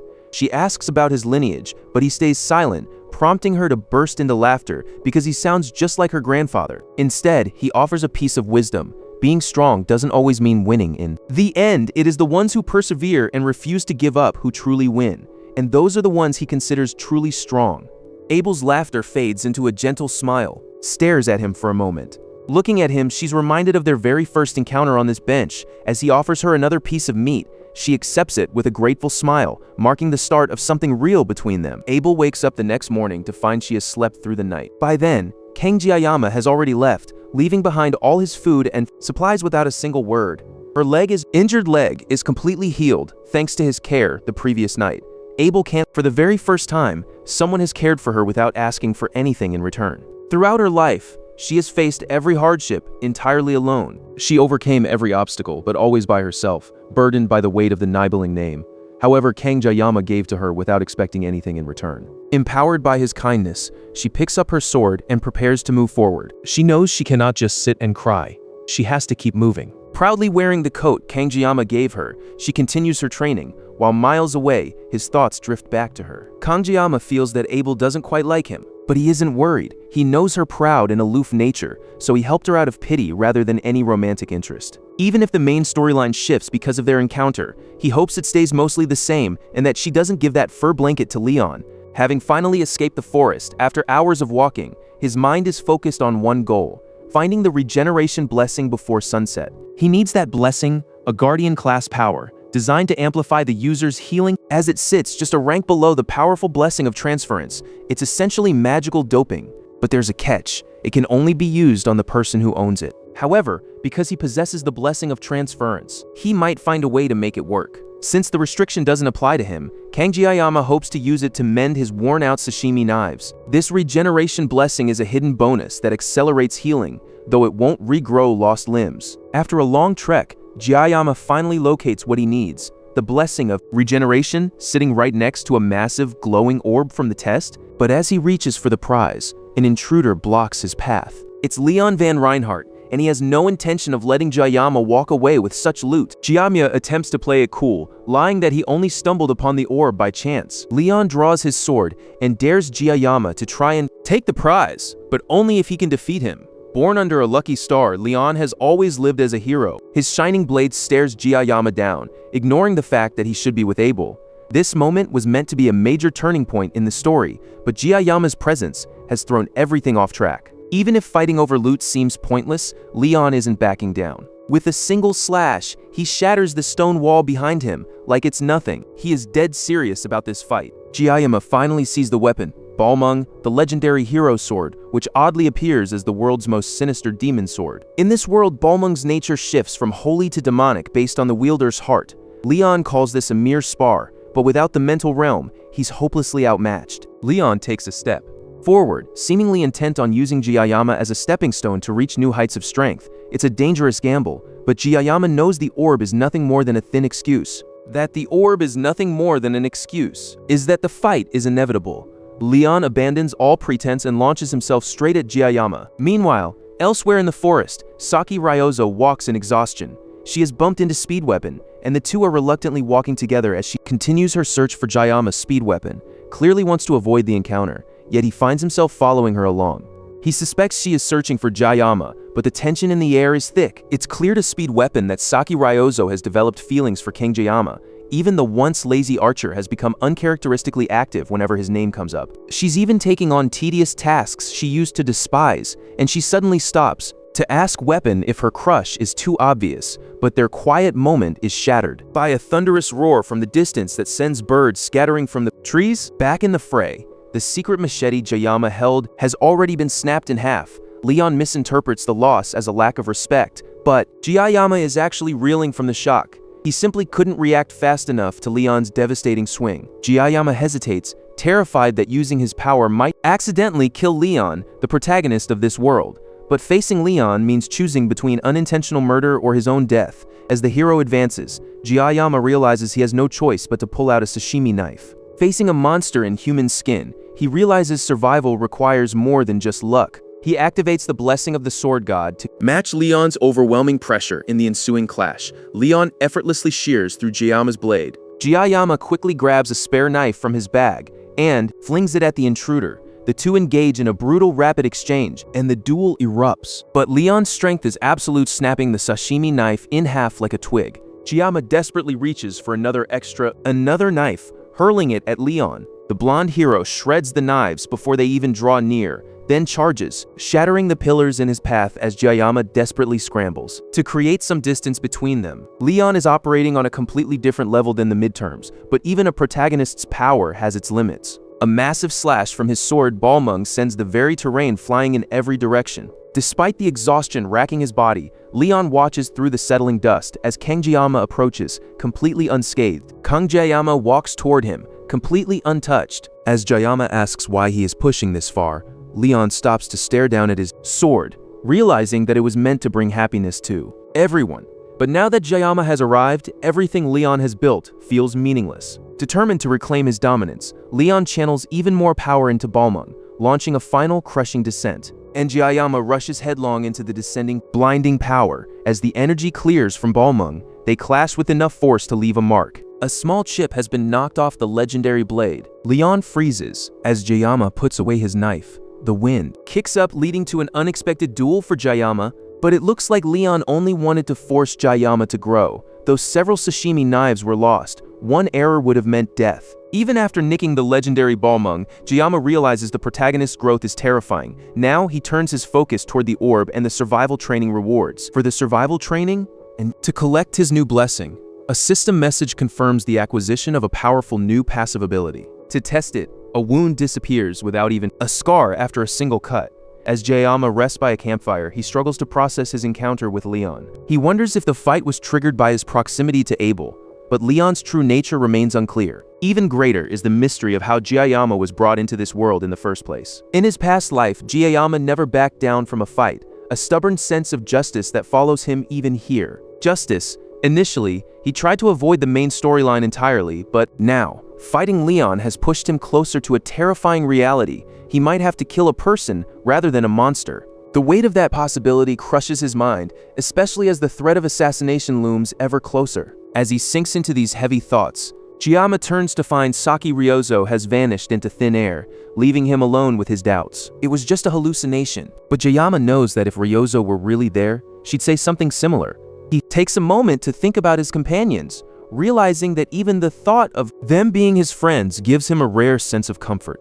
The idea is cheesy, but it's what he needs to hold on to before he drifts into sleep. Suddenly, the silence of the night is shattered by crunching leaves as a group of armed intruders emerges from the darkness to surround him. Their leader, Rei Shin, nods, signaling the ambush, and two grunts immediately hurl shuriken at the sleeping man. Jayama wakes instantly and dodges the projectiles. Taking only shallow cuts to his arms before turning his gaze toward the Undertaker Syndicate, he immediately recognizes their leader, Rei Shin. In this world's original story, she is destined to become a notorious contract killer after her noble family betrayed her. Rei Shin's tragic fate is already written, but Kang Jayama feels no sympathy for a killer who has abandoned her humanity as the assassins approach him. Cautiously, trying to keep his distance, he realizes if these people have come for him, their employer must be someone significant. The attackers can sense that he is no ordinary cadet, even while surrounded by such overwhelming strength. Jayama looks ready to slaughter them all.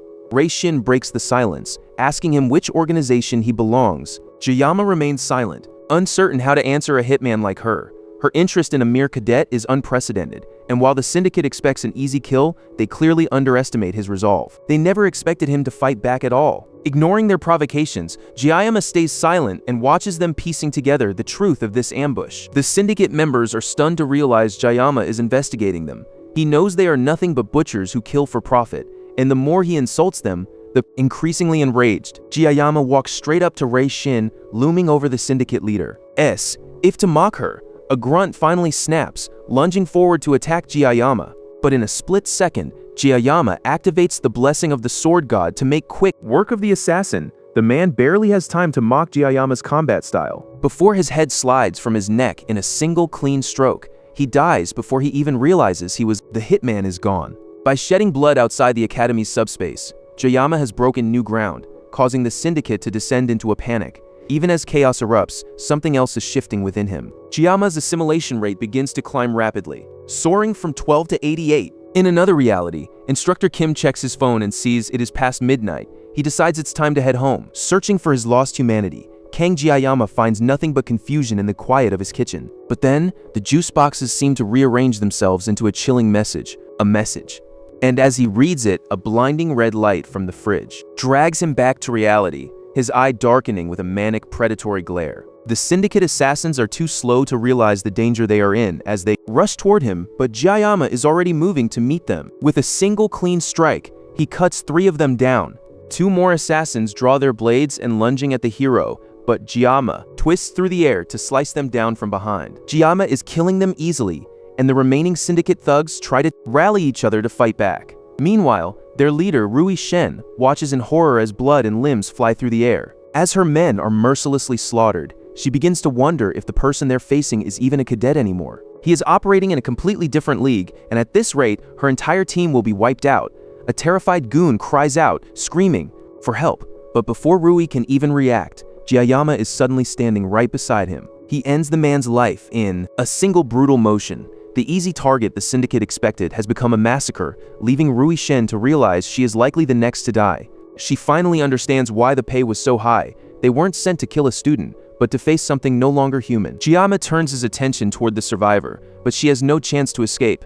He slams her to the ground, pinning Shin down with his weight and a knife pressed firmly against her throat. He's exhausted, having drained his daily limit of ability on Leon and this syndicate group. He has no regrets about killing the human butchers who came for his life, so he quickly ties the immobilized Shin to a tree. The professional shows no fear. Kang Jiyama won't let this chance slip away. He's finally on the verge of uncovering who is hunting him. He leans down to ask Shin if she's stupid, warning that she'll soon be fertilizer for the forest, just like her subordinates, if she continues to cross him. Seething with rage, Shin grits her teeth and spits out that he must be a demon. However, even in her fury, she sees why an academy elder would put a hit on him, having discovered that all of his personal records were erased, but every trace of his life was wiped clean, including his very parents. Shin's ranting becomes white noise. He doesn't understand what she means by his records being erased, so he tries to recall his family, only to realize with horror that he can't even remember what his parents look like. Jiyama unsheaths his sashimi knife, demanding answers from Shin. But her news about his erased past changes everything. He can no longer afford to let her walk away peacefully. He issues a brutal ultimatum: cooperate, or he'll take every limb she has. He doesn't care how mangled she becomes, as long as she can still speak. Then, a sudden surge of magical pressure slams both of them to the ground, and the blood from the nearby corpses begins to rise into the air, swirling toward Shin. The sight of the gathering blood turns Rui's stoic expression into one of pure terror. Meanwhile, far from the carnage, Siegfried enjoys a moment of rare quietude while fishing, though he hasn't even had a single bite. But then the water ripples, signaling a sudden disturbance. But instead of a bite, the water erupts as fish are thrown into the air, and Jiyama realizes something is terribly wrong. A terrifying magical pressure, comparable to a demon commander, begins to saturate the air. The tension builds. As the blood wraps around her, Rui begins to groan in agony, her skin turning a bruised purple while she begs Jiyama not to let her die, but suddenly, a massive blast detonates where she once lay, the explosion's light illuminating the entire island. As the smoke from the explosion Clears, a figure stands among the wreckage, but it is clearly no longer Rui. With skin burning across her body, this stranger stretches and remarks that she hasn't seen the human world in 700 years. Her overwhelming magic power makes even the deadliest mermaids look like small fry. The flames consuming her body reveal the terrifying truth. Agor, the Demon King's Army 5th Legion commander, has arrived. Agor is about to transform into her full demon form. The sheer heat of her arrival is so intense.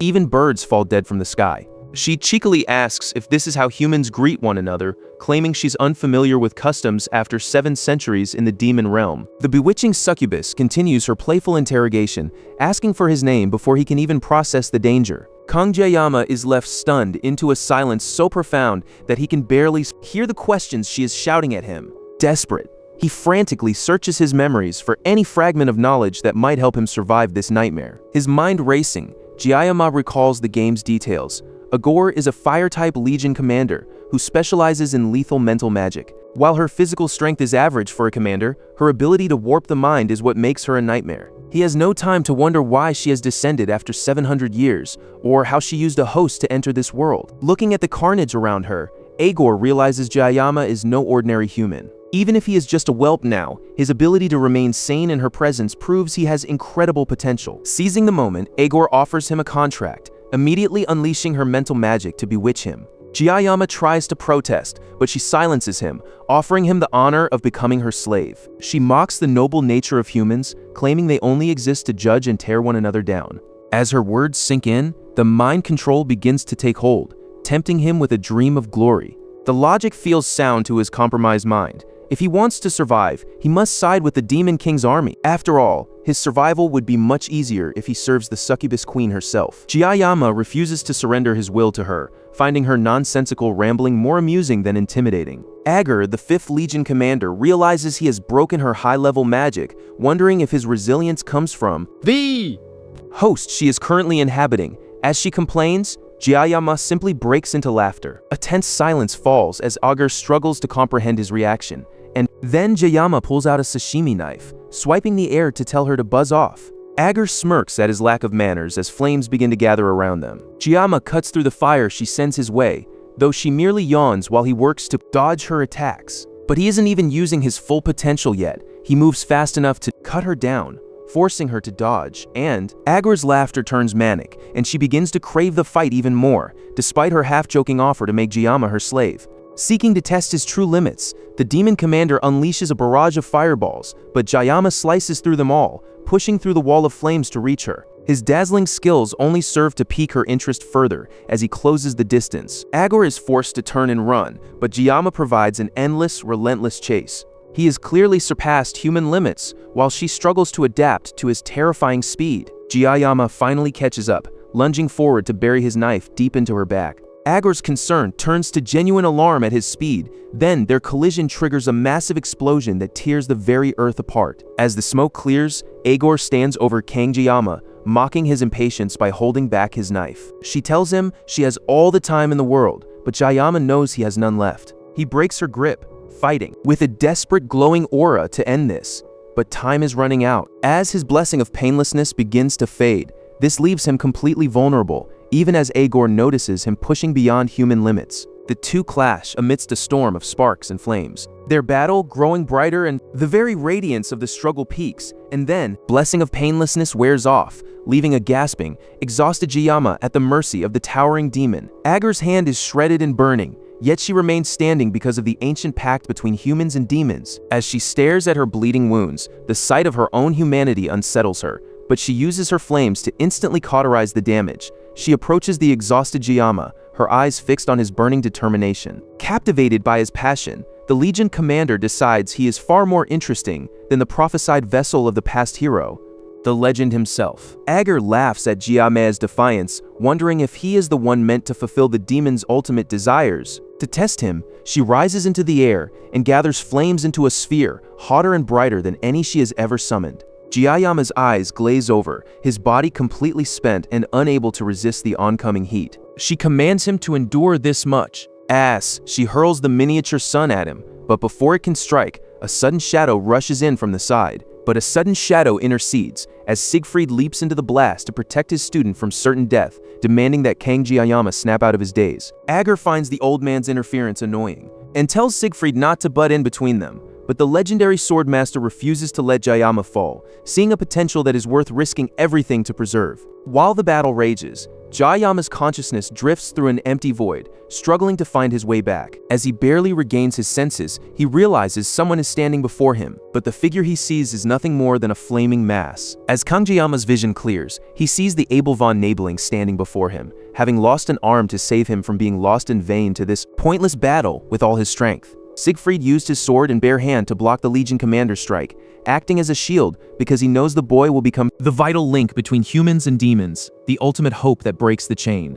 He notices that Kanji Ayama has finally returned to his senses and tells him that he needs to rest while he holds down the fort. The situation is dire, and Siegfried must stand his ground while his student recovers. When Kanji Ayama points out the blood and the missing limb, the old man dismisses it, telling him there is no need for two hands to grip a sword, so Kanji Ayama must only focus on his own recovery. But Agur is done letting them have their idle chit-chat. Agur, the Legion commander, finds herself baffled by the old man's resilience, unable to fathom how a mere human can withstand her magic head-on. Siegfried offers no answer, struggling instead to grasp the horror of the situation he is plunged into. By using flesh as an offering to breach the barrier between worlds, a demon of Agur's rank can possess a human host, a process that limits their strength but turns them into unstoppable disasters. Fortunately for the world, the current host is a poor match for the Legion commander's overwhelming power.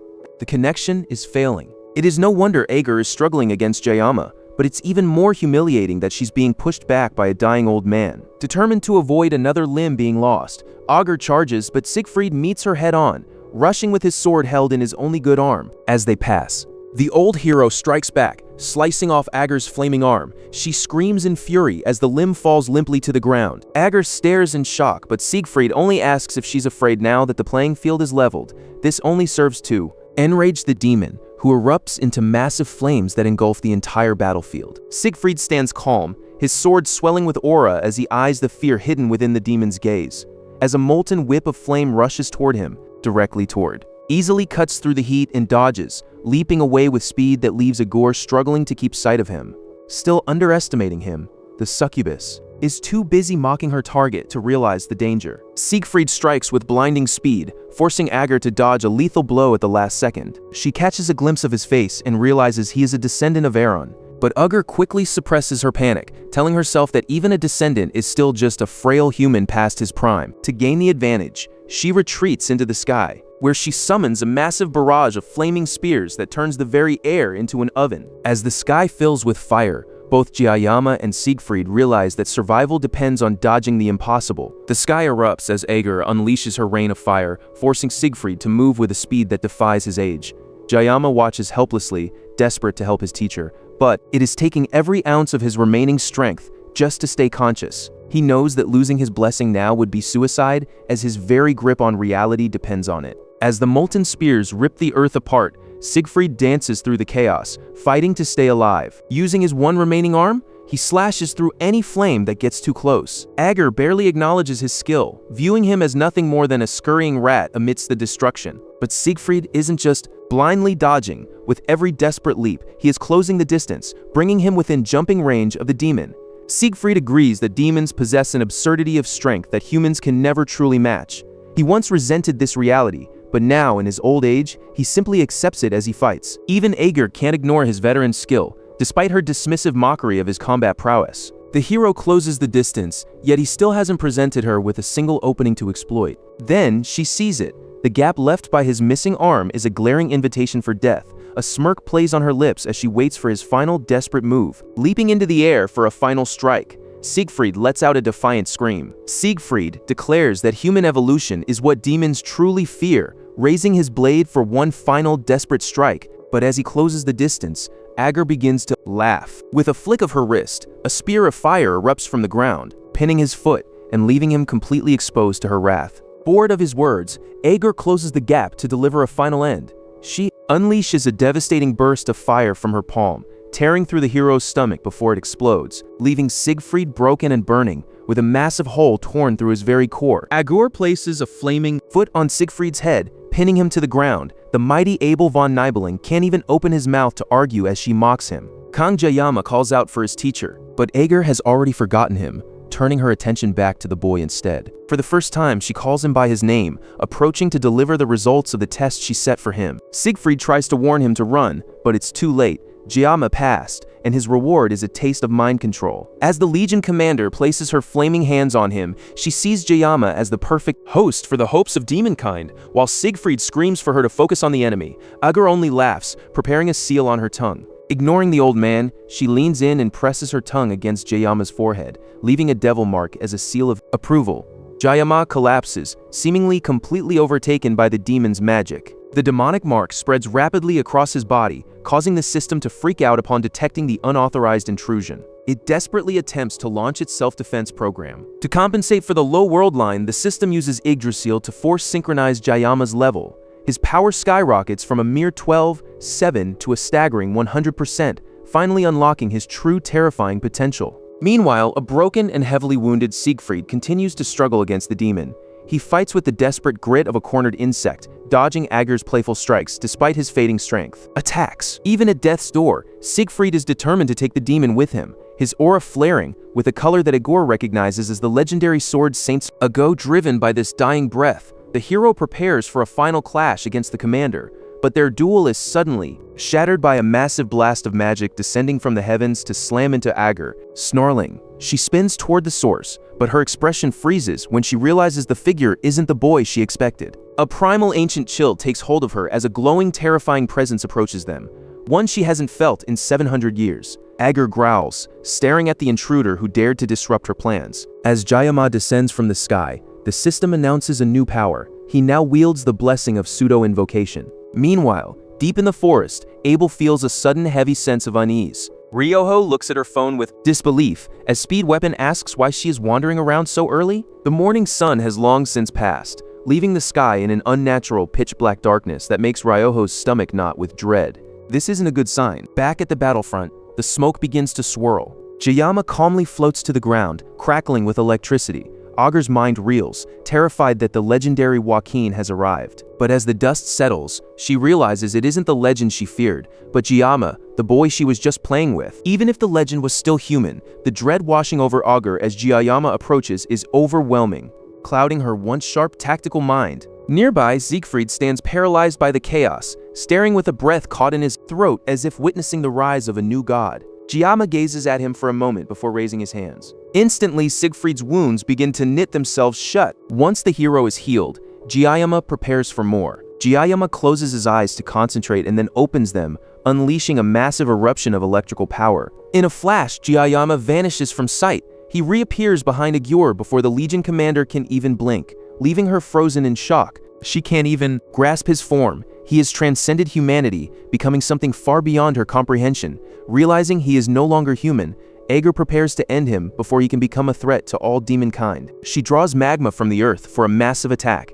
regretting that she must use all her strength on such a fine vessel. If she doesn't strike him down now, he will surely block the path of her kind forever. Jayama watches calmly as the ground ruptures, molding molten magma into a devastating weapon. Ager gathers every ounce of her power, shaping it into a massive fireball held high. While Siegfried trembles at the overwhelming display of raw power, Jayama watches the approaching inferno with total indifference. She launches the sphere of destruction, wishing him a final goodbye and a promise to see him again in hell. The massive ball of fire hurtles toward Jayama and Siegfried, so large that it tears the very earth apart as it screams toward them. As Siegfried watches in helpless horror, Jayama steps forward to face the devastation, but Jayama simply strides forward to meet the encroaching inferno. For the first time since his transformation, Jayama finally speaks from deep within himself. Jayama focuses on a single goal, to cut this catastrophe as perfectly as possible. While endless cutting lines dance across the blazing sphere,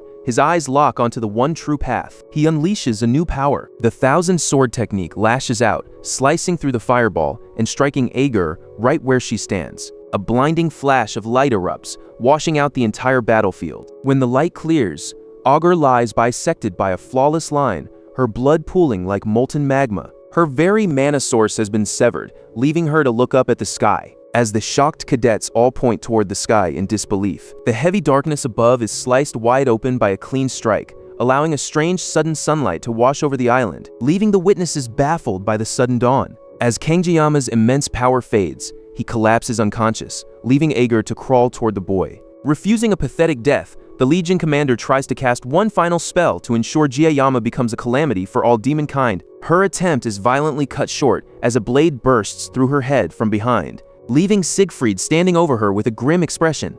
"I warned you," he says. He drives his aura into the blade, erasing her existence and her screams of defiance forever. As her last embers fade, Siegfried prepares to speak. Siegfried turns his attention to the unconscious Kangjiyama, finding him stable and free from fatal wounds. But as he observes the boy, a heavy question haunts the veteran warrior. What is he exactly? Incomprehensible will resides within all of creation. Whether as storms or lightning, these forces evoke both fear and worship.